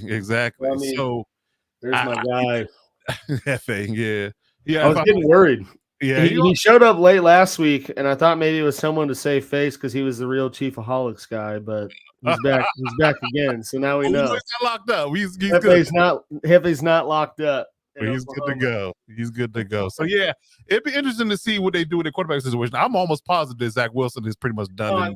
I think that's already been said. Yeah, but to me, the 49ers thing, I think they're going to give Trey Lance another year because he hadn't really been on the field yet. He's been hurt. Jimmy G's the first year, and then he was hurt the first game of this year. So you got to give him one more year for sure. Right. But you definitely have enough tape on Zach Wilson to know he's not going anywhere. Exactly. And it's so funny because they were high on him coming out of the draft. I don't know why, but they were high on him. It's because he can make stupid throws on routes on air. Like, who can't? It's because Zach Wilson peaked at the right time, and he had his COVID year and played nobody and put up dumb numbers. And then people watched him throw routes on air at his pro day. And they're like, "Oh, this guy's like a poor man's Patrick Mahomes. You have to get him." They were even comparing him to Aaron Rodgers. It blows my mind that consistently up to the point of the draft, it was always in that from high school to college to pre-draft rankings going into their final year. It was always Lawrence 1, Fields 2, and then out of nowhere, it was like, well, this Wilson guy might be 2, could even maybe be 1, and Lance is up there too, and you're just like, what? Right? I don't, because I'm a big believer in a quarterback, especially a college quarterback. Success is highly dependent on where they go. It's not their talent. Like to me, if Patrick Mahomes gets drafted to, number 1 overall to the Bears in that situation, it might not be a good situation. I don't know if he's the same Patrick Mahomes that we see right now. You get Herbert on Jacksonville. You don't know. Or Miami. While Urban Meyer's there, that might be a disaster. You don't know if it's the same. If it just turns into just a total dumpster fire. So but I think it's pretty apparent that Zach Wilson is not a guy. But I think Trey Lance he's got the benefit of not having enough tape. Yeah. Game tape. Maybe, they know what they got in practice and off season and all that, and obviously liked him enough to give him the keys despite still being successful with Jimmy G. So to me, that's going to be a pretty interesting thing to watch. But I really, it's been proven time and time again you can make it to the Super Bowl and win a Super Bowl with having a pretty mediocre quarterback. So, wasn't the last mediocre quarterback that won a Super Bowl? I think the last one was Joe Flacco, in my opinion. That was the Nick Foles thing was an anomaly. But Joe Flacco also was an anomaly. He was in a contract year, went just went off, like Right. knocked out Peyton Manning and Tom Brady on their home turf and got paid.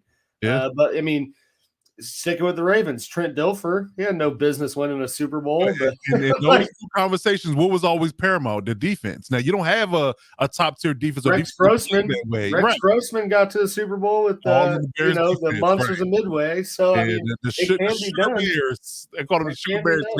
They line up that sugar blitz all the time. But I don't think the way the defenses can play now, you can rely on that. I think you have to have a top tier quarterback, in my opinion. So I think. Well, I mean, especially I mean, like you said, because I mean, I was going to make this comment earlier when we were talking about Mathis and Denver.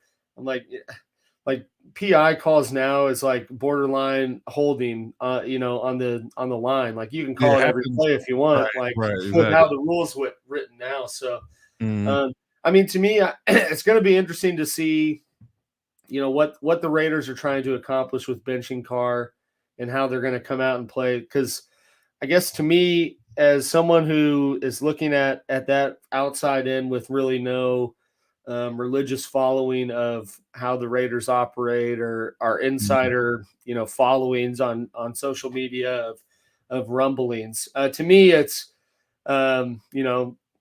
there was a talk about why the hell is our season the way it is. And McDaniel said, it's not my system. It's who you got me working with.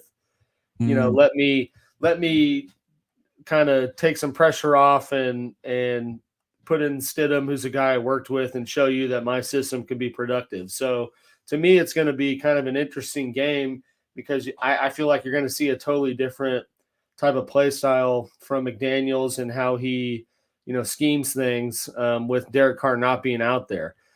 That being said as well, like I've never been a very highly sold guy on McDaniels being successful outside of Boston. Right. So I kind of see a lot of the same stuff. So to me, this is a game that I think San Francisco should win pretty. I think they're winning pretty handily. I mean, because I think they're laser focused, and they're only a game out of a second seed. So I think they're locked in. If the Vikings slip at any point, they're like, we got the 2 seed. And I mean, the Vikings very well could slip. They should have lost to the Colts. Exactly. They should have lost 2 weeks in a row. The only benefit of that was that game was at noon. So there you go. Right, wasn't a bright light. Exactly. That was a 3:30 game or something, or 8 o'clock game. He wasn't going to perform. But. Nah, he wasn't. Nah, bright lights, big city, does not him. Yeah, I definitely agree with that. So and they could slip. So they're trying to lock in the idea that they're going to play every game in San Francisco until you get to the title game, and that's if they play Philly. Because most likely, to me, that's what even makes it more like interesting to watch. Because like I very well think that San Fran can make it to the Super Bowl with Brock Purdy just being remotely productive. Because the NFC is so like. For as stacked as the AFC, I mean, like it's ridiculous the fact that you say Justin Herbert, Lamar Jackson, Josh Allen, Joe Burrow, Trevor Lawrence are all in the same conference, right? Just like there's nobody like I mean, like you don't have to really go through. There's not this gauntlet of teams on the NFC side of the playoff tree to where like it's not unreasonable to think that San Fran. I mean, even Green Bay, if they got hot at the right time, Green Bay could make it. Just because don't let them jokers sneak in because they sneak in, they could be. I mean, like think about how many NFC teams are in the playoff hunt that if you put them in the AFC, they have they're out. Shot. Like the Panthers could be in. All right, one game away.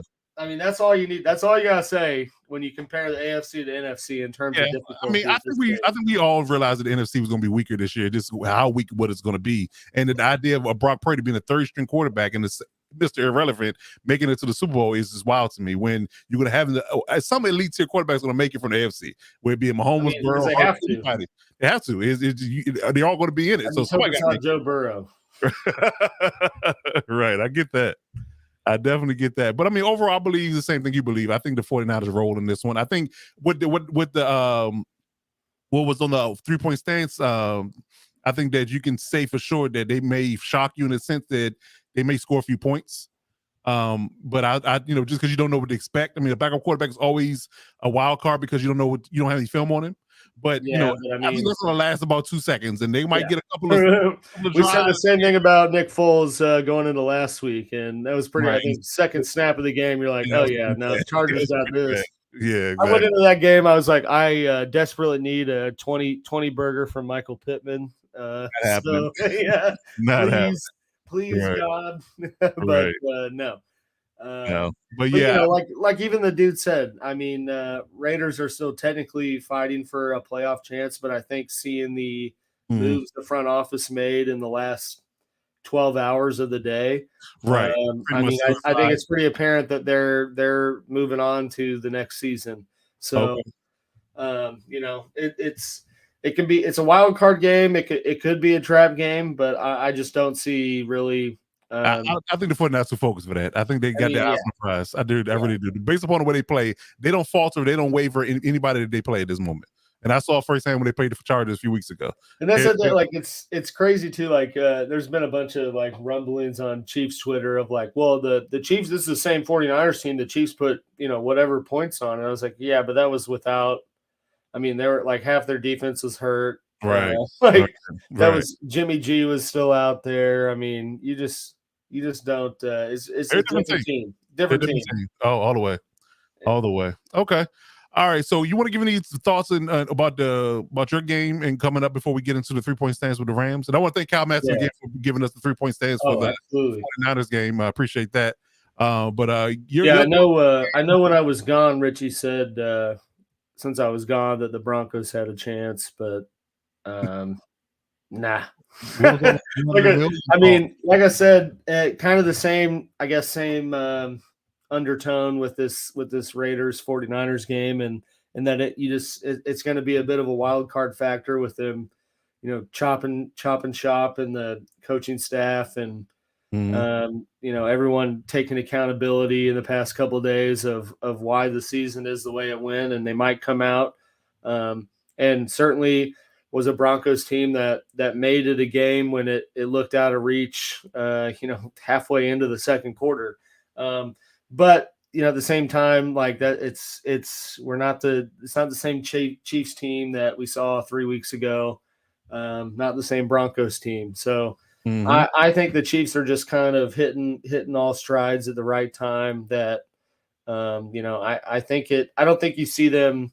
My hope is that they don't come out and put 28 points on the board in 12 minutes and then don't do anything. I hope you see them have kind of sustainable success throughout the whole game, while emphasizing kind of control of the clock and running the ball. But I mean, Broncos are still, even though the Baker Mayfield led, a practice squad team put 51 points on them. Squad. I mean, bro, their number one receiver is Van Jefferson. Like, put that man on. I mean, he's a respectable receiver, but you put him on any team, he's number 3 receiver at best. Like the fact that they put 51 points, I imagine that Andy Reid and company is watching that game film pretty intensively to figure out what the hell the Rams did to put some points and not make it a close game. But you also have to factor in that the fact game too. I think they feel like if we stink this bad, we can get Hackett out of here. One of these guys got to go. We can't get rid of Russell, so we got to get rid of Hackett. So let's just poop the bed and let's just hope honestly, that out of here. I wouldn't blow my mind if that came out to be true, especially when you couple with like all the sideline videos of that game. Oh yeah. But I mean, you got to factor into the fact that like that last game was close because Mahomes threw 2 picks in very poor spots of the field when he was being lazy and making throws that you don't. And I said it after that game, but like he made throws that you don't see him make when he's playing a Bengals team or a Bills team. Right. And so I think given where we're at in the season, especially with the fact that like they still could technically get number 1 seed. I doubt it because I don't know who the Bills. I can't remember who the Bills play. They got games. It's tough games. It's 2 division games, I believe. They got the Bengals this week. Okay, so I mean, like the last game of the season. I think so because like I said, I mean, if the Bills win this, if the Bills and Chiefs win, next week means nothing in terms of seeding. But I mean, this is still very much a must-win game. in terms of where KC's currently postured and where they could be going into the postseason. So, I don't think you see them rest on their laurels at all. So agreed. I expect it to be a pretty decent Chiefs victory. I just hope it's one that's sustainable, through the whole 4 quarters and not one half of football, kind of like we've seen them play the past 4 to 5 weeks. But I'm not denying the Broncos have a good defense, but things have been exposed. The one interesting factor to me is that Randy Gregory, I believe, is supposed to be playing. That's the guy that they paid some money to come replace Bradley Chubb. But at the same time, we've been seeing the Chiefs offense and the offensive line more specifically making adjustments to be more efficient. So, you also have to kind of factor in that they've not been playing the most fearful type pass rushing groups, but they've at least, like I said, been hitting their strides at the right moment. So I think, I just don't really see how KC loses unless Mahomes goes out and just throws a dud and throws 4 picks and, they don't run the ball and everything else. So I predict a KC win. Okay. Yeah, I agree with that. Like I said, just don't get complacent. The word is complacency. The word of the day for y'all is complacency. Like you said with the 49ers, there's still too much to ride for in terms of KC and going into the playoffs for them to kind of sit on their hands for this game. So Yep. All right, so let's forward over to the 3 Point Stands from the Rams Up podcast. We've seen him for a few weeks now, our good buddy. Sure, he's going to be riding high after last week. Right. So we'll get his takes on the 3 Point Stands for the Chargers-Rams game, and it's going to be a home-and-home game for the Chargers and Rams this week. So we'll get his take on the Rams-Chargers game, and we'll be back with our feedback.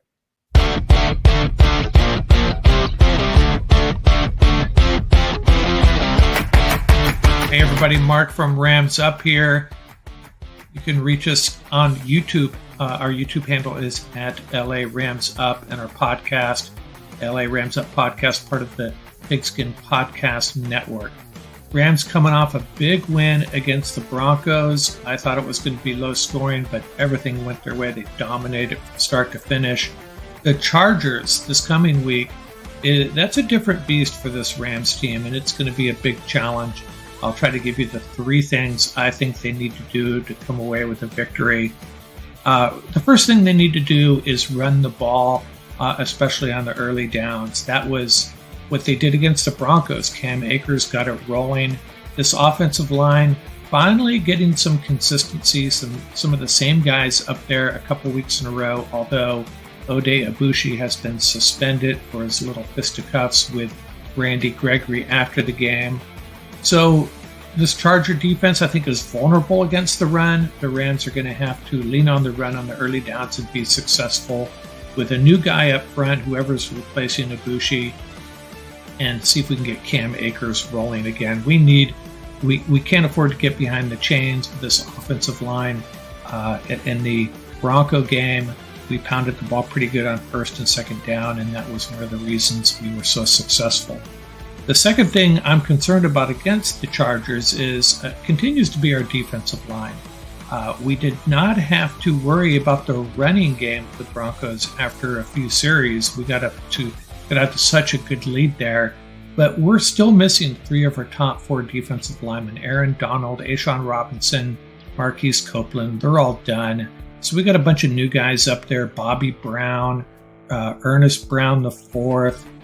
Greg Gaines, probably our best defensive lineman at this point. Jonah Williams, a lot of guys no one's ever heard of.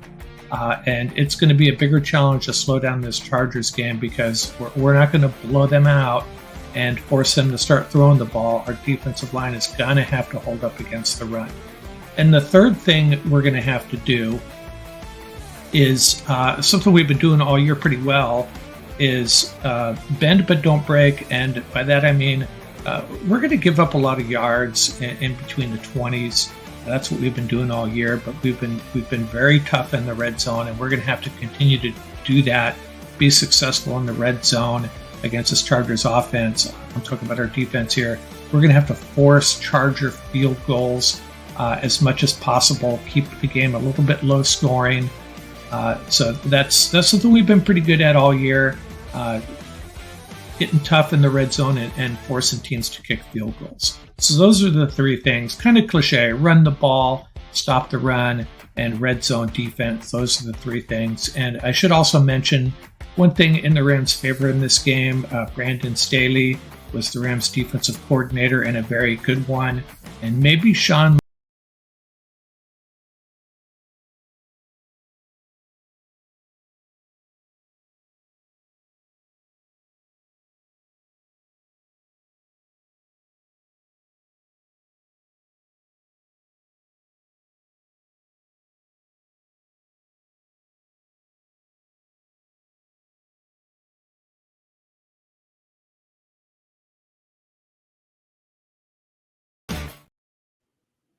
All right, I want to thank Mark again from Rams Up Podcast for that interesting take on the Chargers and Rams game. So, I mean, he had good points. You know, if they can execute all three phases of that, then they got a great shot.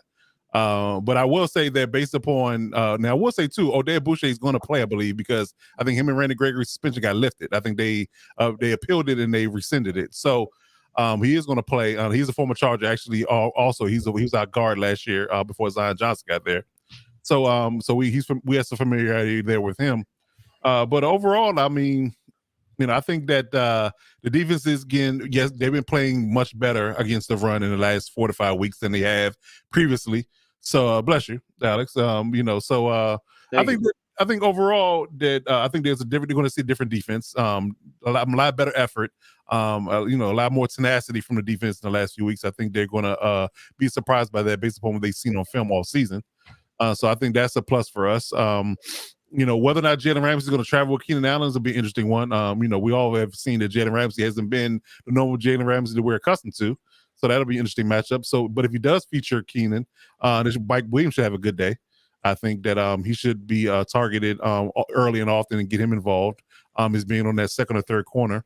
And overall, I mean, I've been screaming it for weeks. If we can figure out a way, especially with their banged up defensive line, to run the ball in any succession and stick with it, I think that bodes well for us as well. So we get the same defensive effort from that we begin the last 4 weeks, and we figure out our offense and for it to be balanced one and be more inventive and more creative play call wise, and start to work on that in the next 2 weeks and kind of leading into the playoffs because we're already in it now.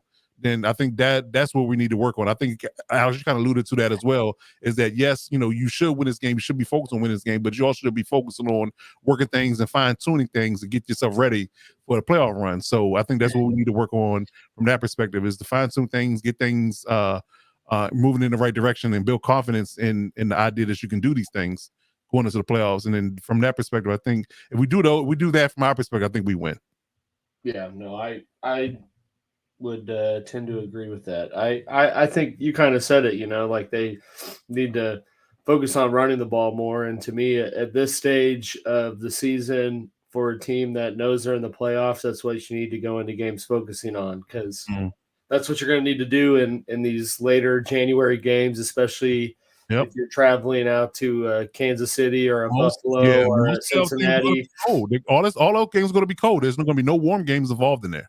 So, I mean, that's the key, I guess, key to success really for any team that knows they're going into the playoffs, is you need to establish a run game and establish the ability to manage and win a game in a sustainable fashion through the run.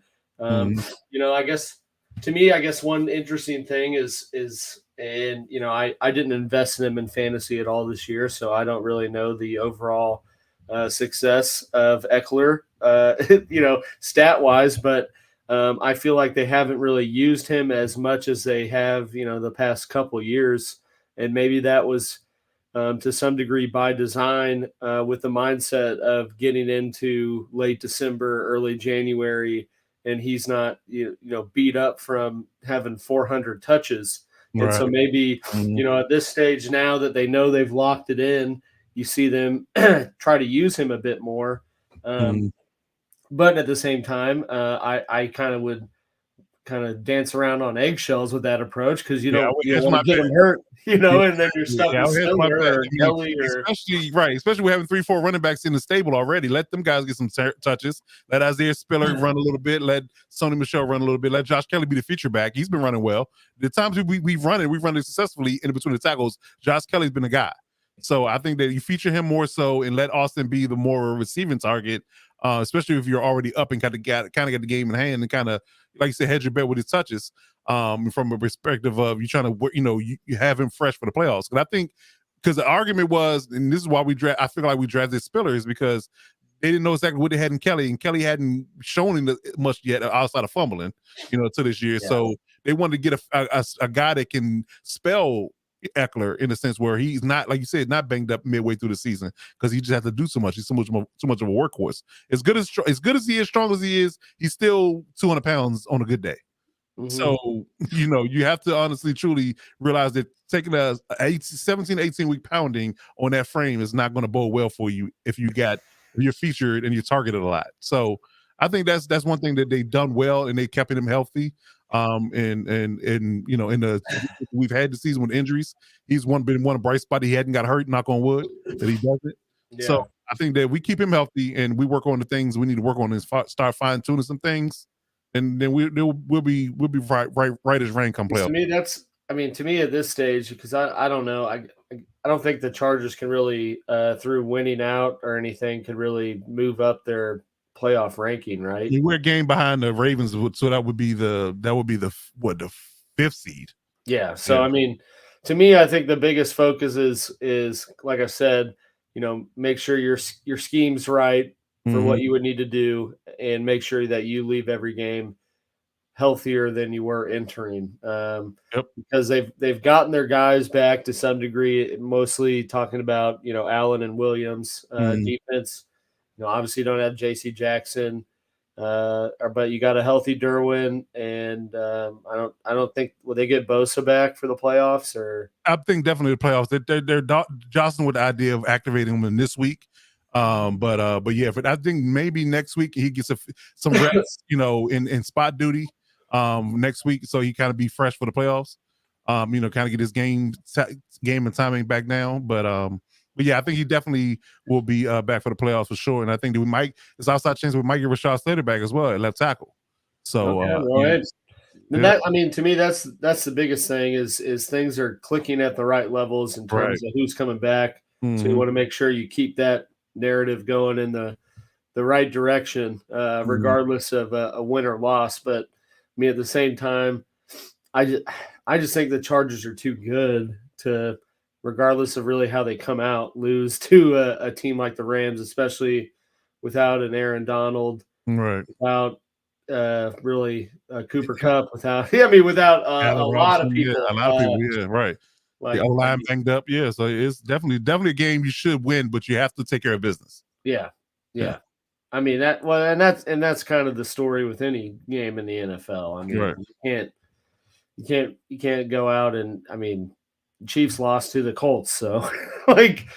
But to me, that's the biggest thing for the Chargers, is just to make sure that they leave that game with a healthy Keenan Allen, a healthy Mike Williams, a healthy Eckler, and not losing anybody in the equation. And things are just like I said, 49ers are getting hot at the right time.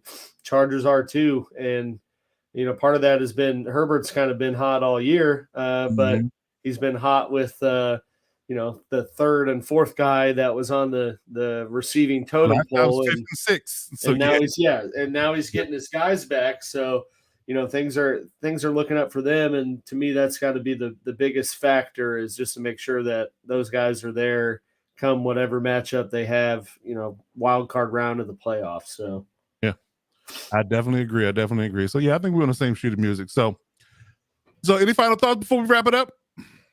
No, man, just kind of at this stage, I'm sure you feel the same way, since we're kind of already both locked into the playoffs. I'm just ready to get the regular season over with. And healthy. Yes, and healthy, and see where the chips fall, and get into the playoffs, and know that Richie and Captain Jack can't think about the same thing. So It's funny they left the two guys that still in the playoffs on the the chat. two guys that aren't in the playoffs didn't want to participate in the full brunt of the show today. But There you go. I'm playing. But Yeah, we were joking, but yeah.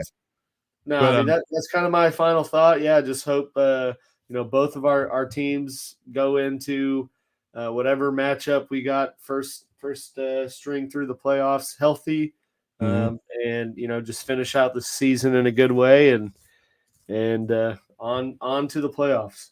That's it. All right, so that's what wrapping the show up for us this week. We'll be back next week as always, 7:30 p.m. Eastern Standard Time. As always, the Wild West podcast each and every Wednesday, 7:30 Eastern Standard Time. So until then, where the West Side is the best side, we'll see you next week. That's Alex Givens. I'm Coach Defense. We'll see you next week.